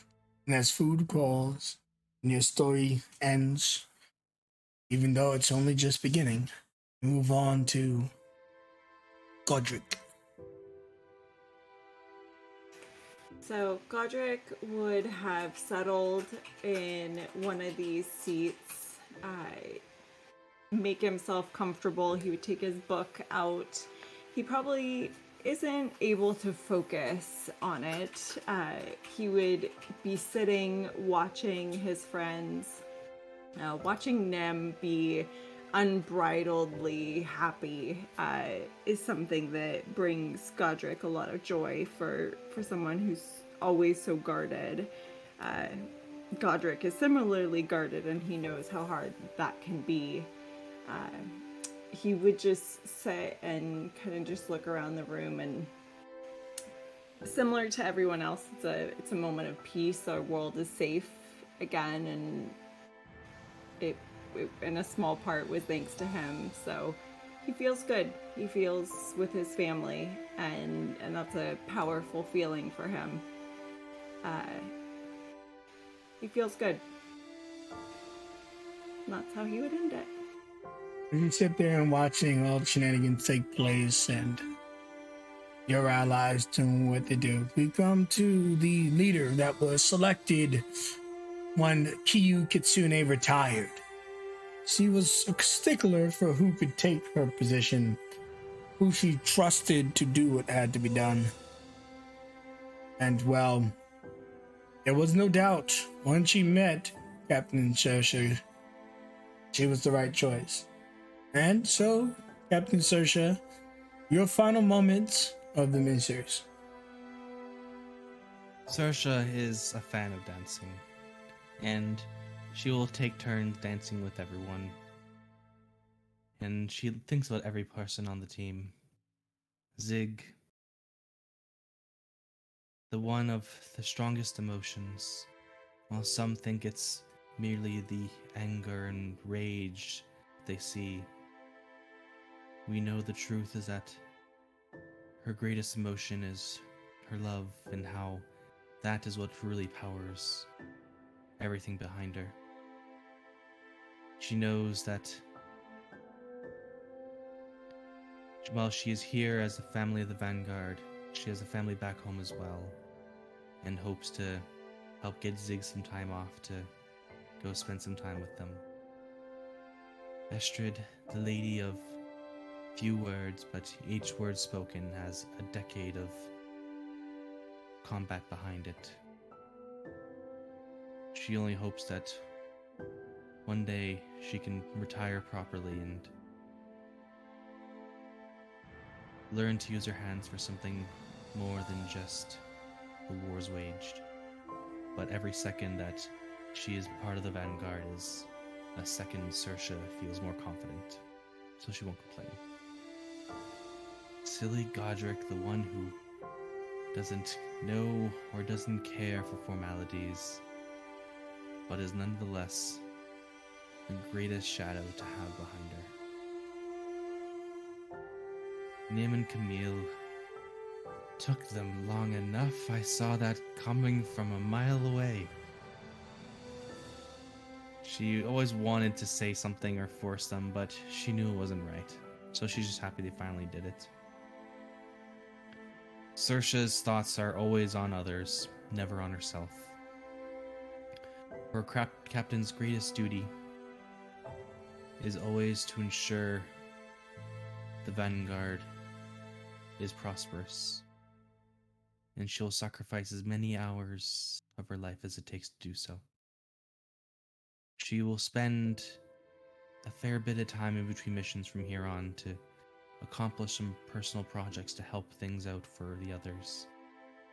She's making a little extra money on the side to ensure that Zig's little brothers and sisters have enough to go to school in one of the nice cities. She's forming a bit of a secret operation for Nim's sake at his request, and a couple other things on the side. She's a busy woman, but every second she's doing the right thing for her team, she knows that that's when she's happiest. And if anyone ever tried to get between her family and their happiness, a typhoon wouldn't even begin to imagine the kind of rage you'd see. She'll become a true force in nature if need be, all for the sake of the city and her people.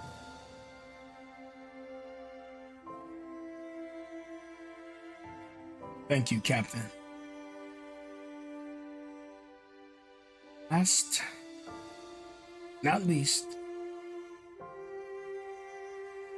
Phoenix, close out the campaign of Vanguard's Vengeance. When Camille finally takes a seat, Phoenix would like to approach her. Certainly. With Camille sitting, Phoenix standing, she's probably at about eye level. She's going to be holding the medal that she was awarded today in her hands. And she's going to look at Camille. You know, sometimes life really sucks. When you work real hard and you deserve something, your dreams are taken away from you. And then when you really fuck up, you're given things. And she kind of motions towards her cloak. I wish I could give you back your time. I wish I could take away everything that happened to you. But honestly, it looks like you're reaching out and grasping a hold of it very well all on your own. But I'd like to ask if you'd take this. And she hands the medal over to her. If anything, it can be for putting up with this showboat. And she does the 2 fingers salute to Nim. You deserve way more for not holding a grudge, for being a wonderful person, but just thank you. And I wish you all the best and the happiest of endings. She takes it and she immediately puts it on Shadow Wolf. And she turns to you and she says, I don't even know who you are. I wasn't going to hate someone I didn't know. Sure, my body's going to take some time to fully heal. And this may have been done by your actions. Based on what I heard of this Project Peace Destroyer, anyone could have fell for this trap. Now the only thing that matters to me is whether you stay the course or if we're going to have to come after you one day. And I truly hope it's the former, not the latter. Yeah, I think I'm going to have enough babysitters to last my entire lifetime. And I got a long way to go. I'm only 40 years old. I won't be looking as good as you when I'm 40. Hopefully, no, he won't mind.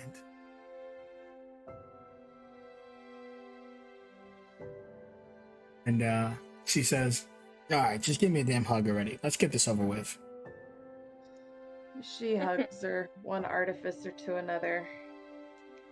And then, she will excuse herself, find whoever's kind of like in charge. She doesn't want to bother Mother Nature, but she wants to ask if she can have one favor before she goes back into a prison cell. Yeah, you would see that since Yashiro's head of the prison, he would walk up to you under a different tone.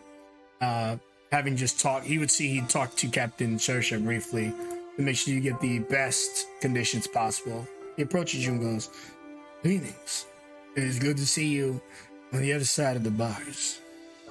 Oh, most definitely. I'm trying not to be someone who asks for too much, but before I go back behind a luxury prison cell, where's Paz?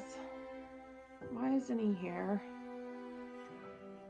Due to the affairs of what occurred here, Paz and he's in a holding cell. But don't worry, he is due to be released. Can I see him, please? I spoke with your captain. We're going to put you in the same cell as so you can be with your family. Oh God, isn't our mom gonna be happy about that?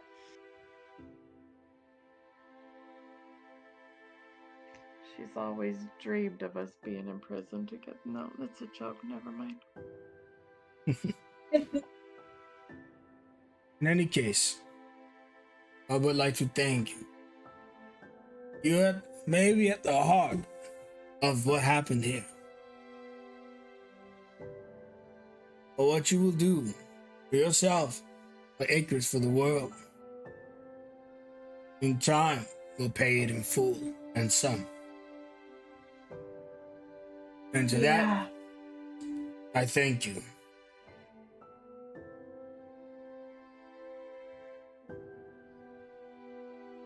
Well, I guess that's the least I can do.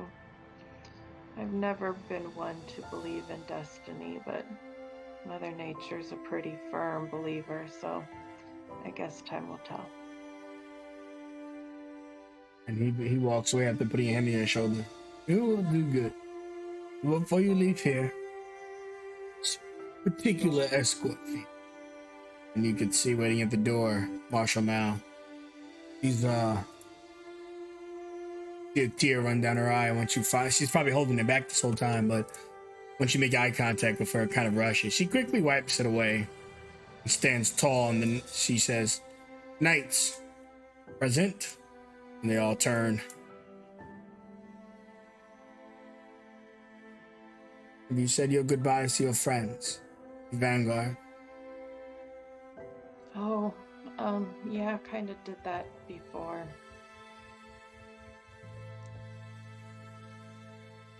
Are you ready, Phoenix? Just one more thing. She looks up to Marshall. I'm really sorry. I'm sorry for your grandfather. I'm sorry for your father. I'm just really sorry.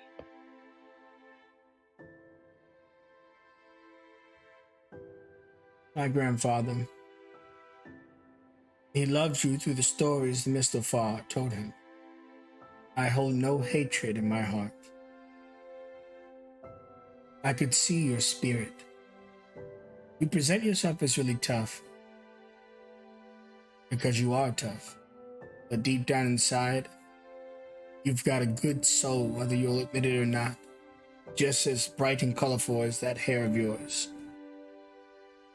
And it's gonna be a while before I can move on from this grief that I hold. But I'm sure we can do that together. Yeah, we'll just keep that, the toughness as a facade. That's gonna be our secret, okay? Absolutely. I'm sorry, Phoenix, but I do have to ask you to put these on. She turns around real quick to whoever of the Vanguard might be looking her way and gives them a nod before she I think she's gonna kind of like position her body a little bit to hide what's happening, but yeah. And the captain certainly informed of the situation, but they don't see the cuffs get put on, or at least I'm sure she sees and knows. They just don't physically see it. But the captain, the rest of you, I'm sure they're sharing a look at you right now. And It's just like Saoirse would look up to you and look down to you. And it's very much a look that can be best described as until next time, I would say. As I think Saoirse is confident that this won't be the last time you cross paths. She does her best to return it.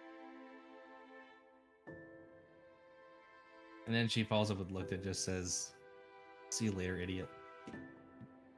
And she sticks her tongue out at you. Zig will scream out, "I'll send you GP for snacks. Don't worry." She smiles.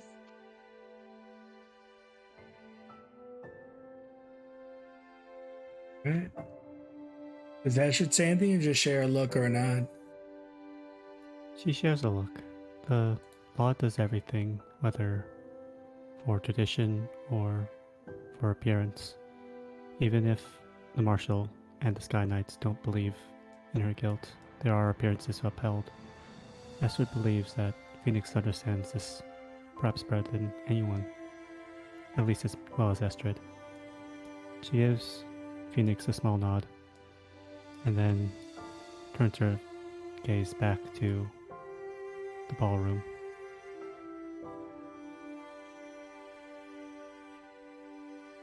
Godric, any last words or just a look as well? He would just smile and tell her, continue to make us proud. Nim? From across the room, takes a moment to stand up and sees her about to get cuffed, but catches a glance from Phoenix and gives her a full salute.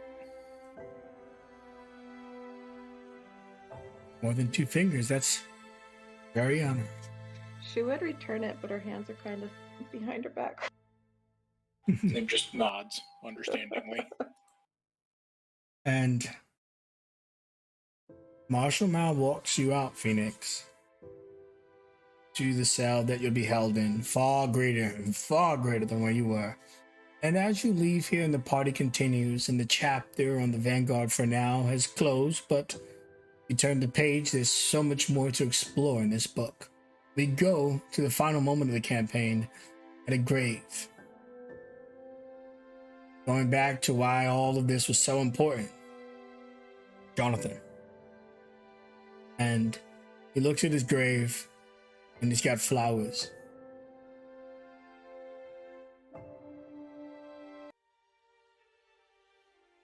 It's been a while since I was here, since they set out a few days ago. This Phoenix character, she is something special. Cannot forgive her for what she's done,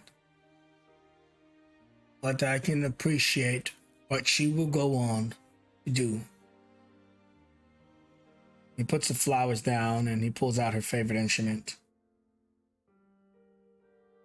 I love you.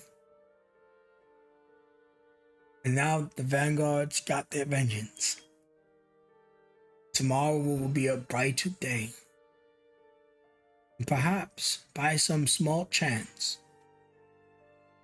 maybe Phoenix can reach the sun where Icarus failed. Maybe Phoenix can. That is where the miniseries comes to a close. I want to thank you all for participating. Give yourselves a round of applause. Woohoo! I'm pushed to talk, so I can't clap and push. Yeah. at the same Me, time. me too. I'm actually just going to slap myself in the face, act like I'm clapping. Ow. I wouldn't have wanted to do this with anyone else but you guys. Thank you. And for the viewers, we had an all-time high tonight, and I hope you appreciate and follow. Don't lose our channel. Hit that follow. We've got rated for 7 people, and a bunch of you stuck around. Thank you. But this does conclude Vanguard's Vengeance. This is the end, first chapter in a book that I'm sure we'll revisit. Everyone, please say goodbye to the stream. Bye. Stream. Thank you for Thank you very much for joining us. Thanks for coming along for the ride. It's your boy Falcon, and I'm flying out. Oh.